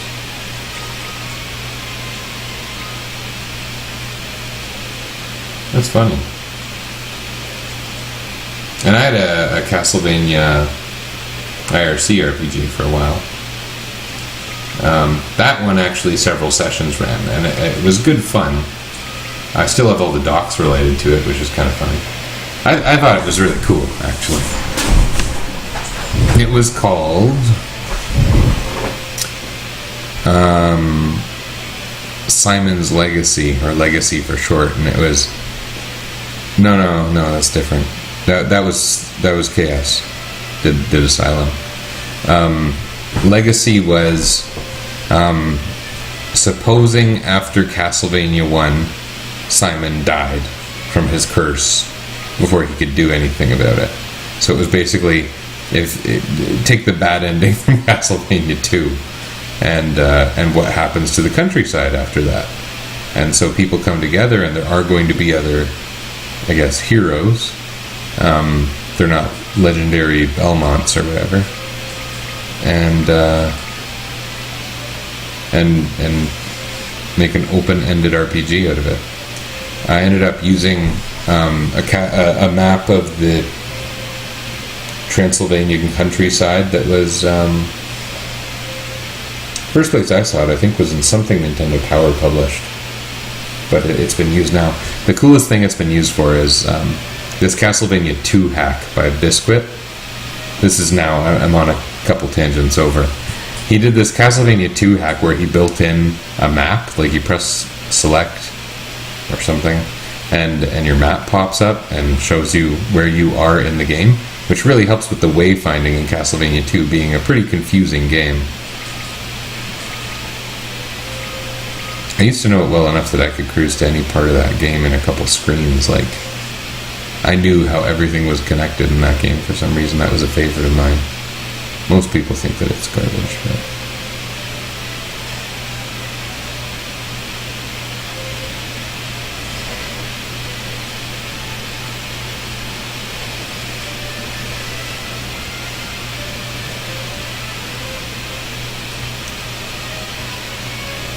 Anyway, I thought Asylum was neat. The characters people came up with were neat.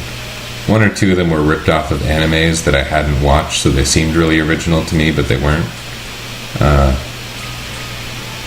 Minsk had one of those. And then someone said, like, no, this character's from an anime. It was a little disappointing. Two of the characters were werewolves. I thought that was cool.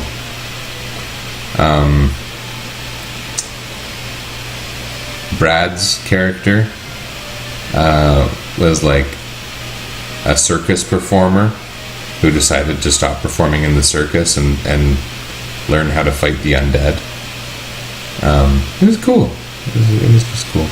I think I might have just looped around for no particular reason, thinking that there would be something good up there, but all the treasure in this dungeon is really in that one spot, isn't it?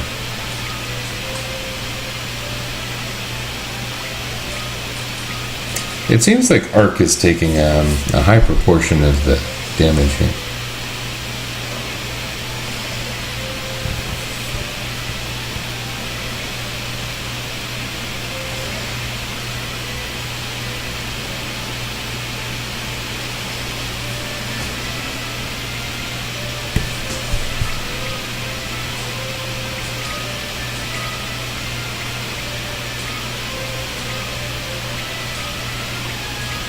Very useful.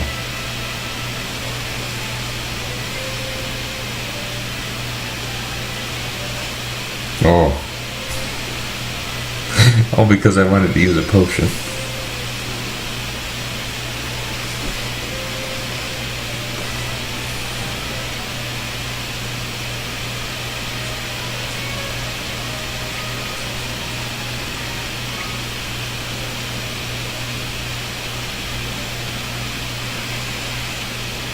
I feel like I've spent a lot more time in this dungeon than I've needed to. Because I'm lost.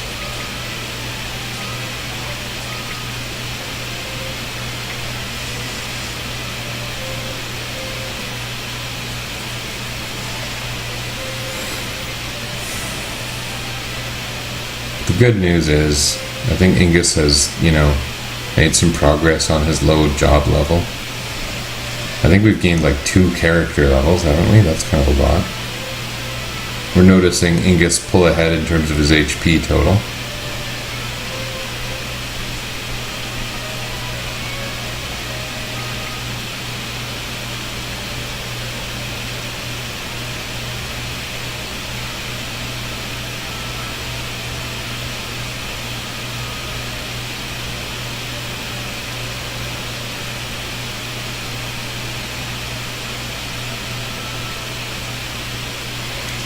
Good, because I want to sound thrashing.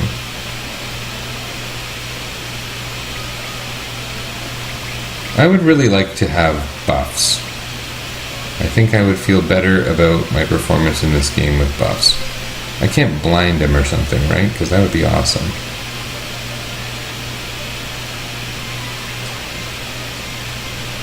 We're coming in a little low. I think I have to do one of these.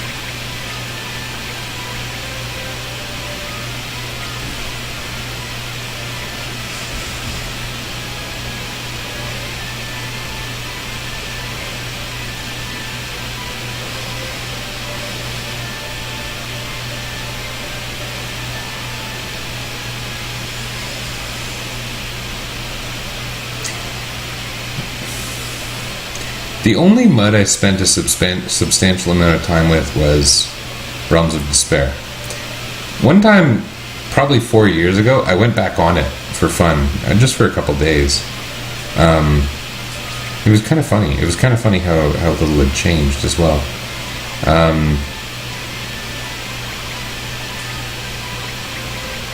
Let's use one of these bomb arms.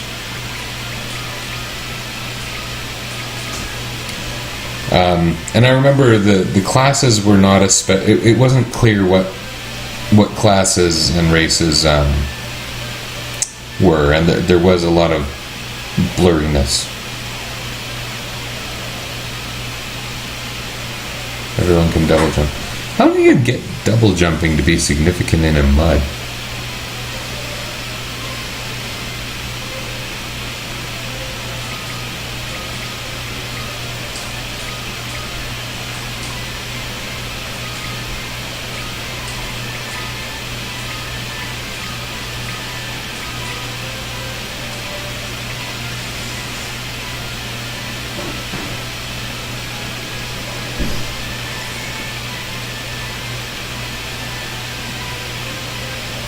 Muds that make money, huh? Makes sense. Double Jump East. What does Double Jump East do? Oh, okay. Like there's a big pit or something and you double jump east to move east?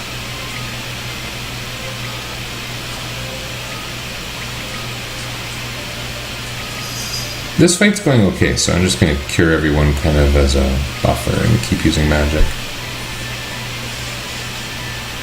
Affected evasion rating, okay.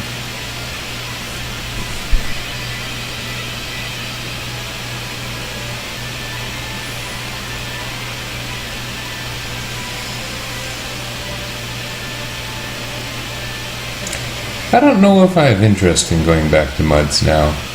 If there was something that really called out to me, maybe. I wonder if people stream Muds. They must, right? There's got to be some weirdos out there streaming Muds.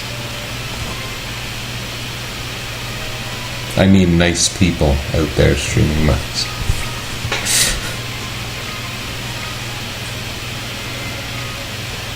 Angus didn't even get a job level out of that.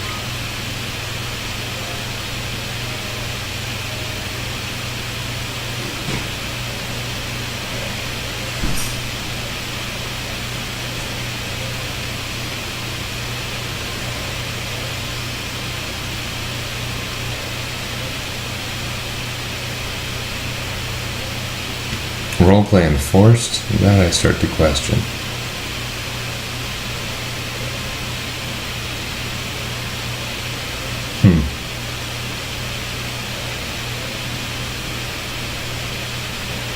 Okay. I might.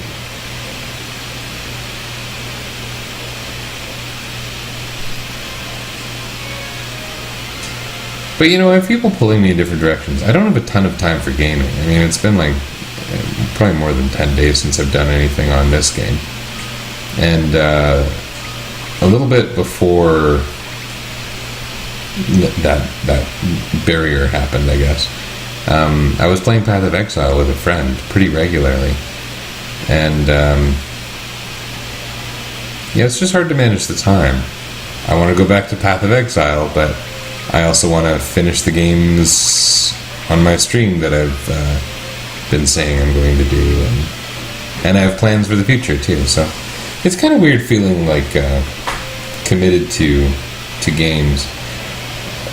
I don't feel conflicted or bad about that. I mean, it's not the game is my job feeling like you would get with MMOs, that's for sure. I don't like roleplay enforcement. I don't know.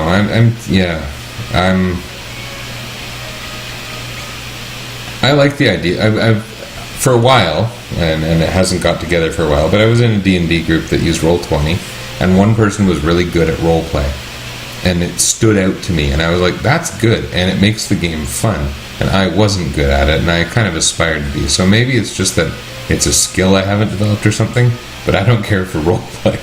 I like when I'm playing the D&D, it tends to be kind of the strategy and the outside-the-box thinking that's fun.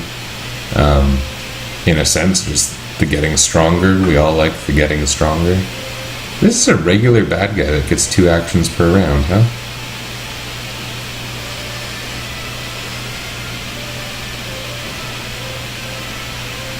That thing sucks. Yeah, time is the biggest currency. One time someone asked me, like, if your wife was going to get you anything you wanted for your birthday, what would you ask for? And I said, 2 hours.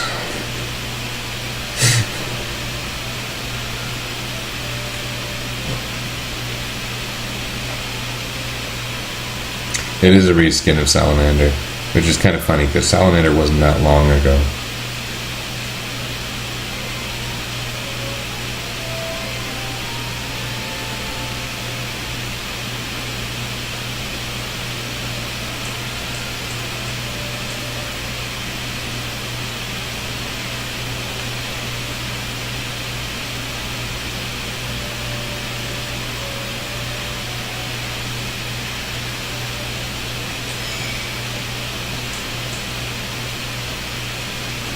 I don't remember what I do now. I wish my airship flew higher so I could kind of see the world.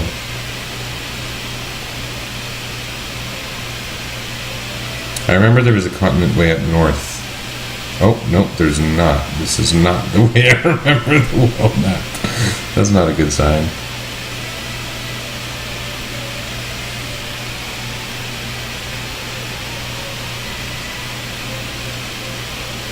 So where are the other towns? I should scoop the latest year.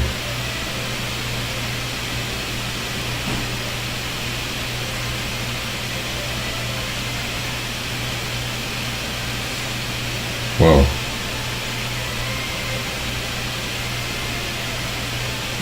Get blown up at Sassoon. Yeah? Right away? Instead of like buying equipment?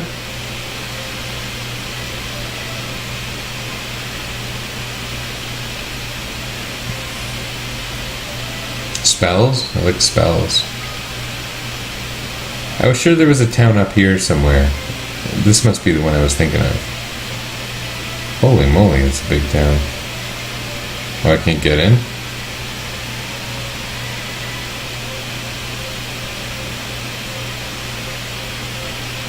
No, I can land on water, right? I think. I don't know what I'm doing.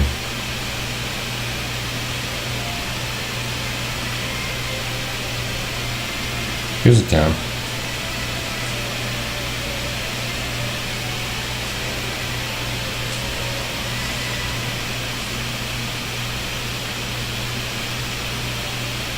This is what I remember. I remember the general layout of this town. Okay, Repleto.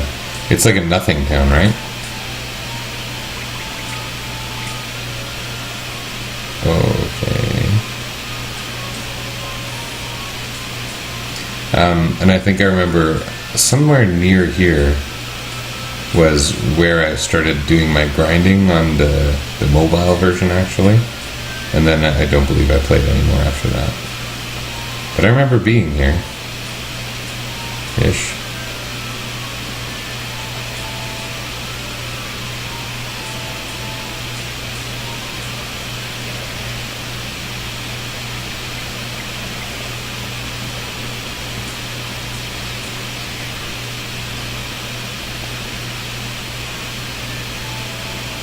Yeah. A stick house. Oh.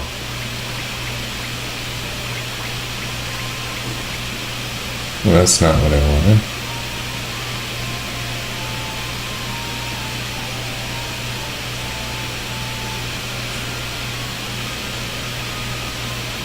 What's up with those funny names the summons get in this game? Ison and Hyper.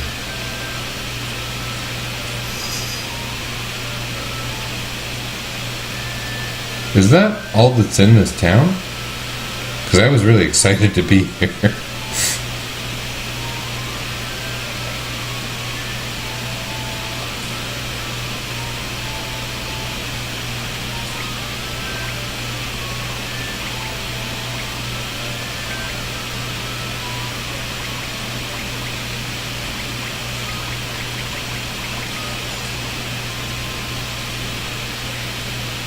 Okay, I'm feeling a little ripped off here. It was my fault for not listening to you, Rue.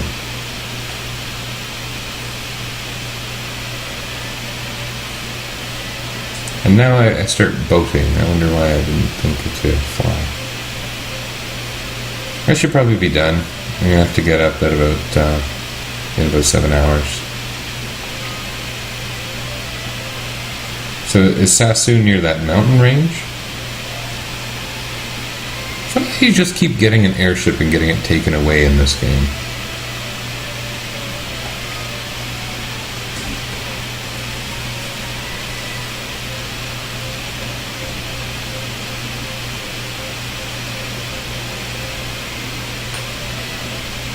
Oh, it's the big city. Well, that wasn't northeast. What's this? Anything? I guess it's nothing. Okay, nothing yet. I'm being attacked on an airship. Kind of didn't think about that, but it's weird, right? A little. Doom gaze. You don't have an airship for more than 10 seconds. Is that so? I mean, the dragons certainly have a pretty short-term usage in FF5. Keeps your transportation needs fresh in that game. It's kind of funny, this one you get that first airship super early, and then bam, it's gone. You could fly that thing probably 10 squares and lose it.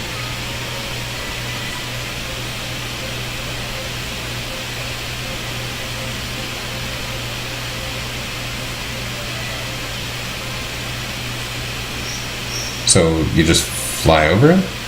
I'm going to save first. And then, you know what? I'm going to save and then I'm going to be done. And I'll get shot down next time. Because I'm smart like that. What happens in the alternate reality where the Light Warriors don't want to get shot?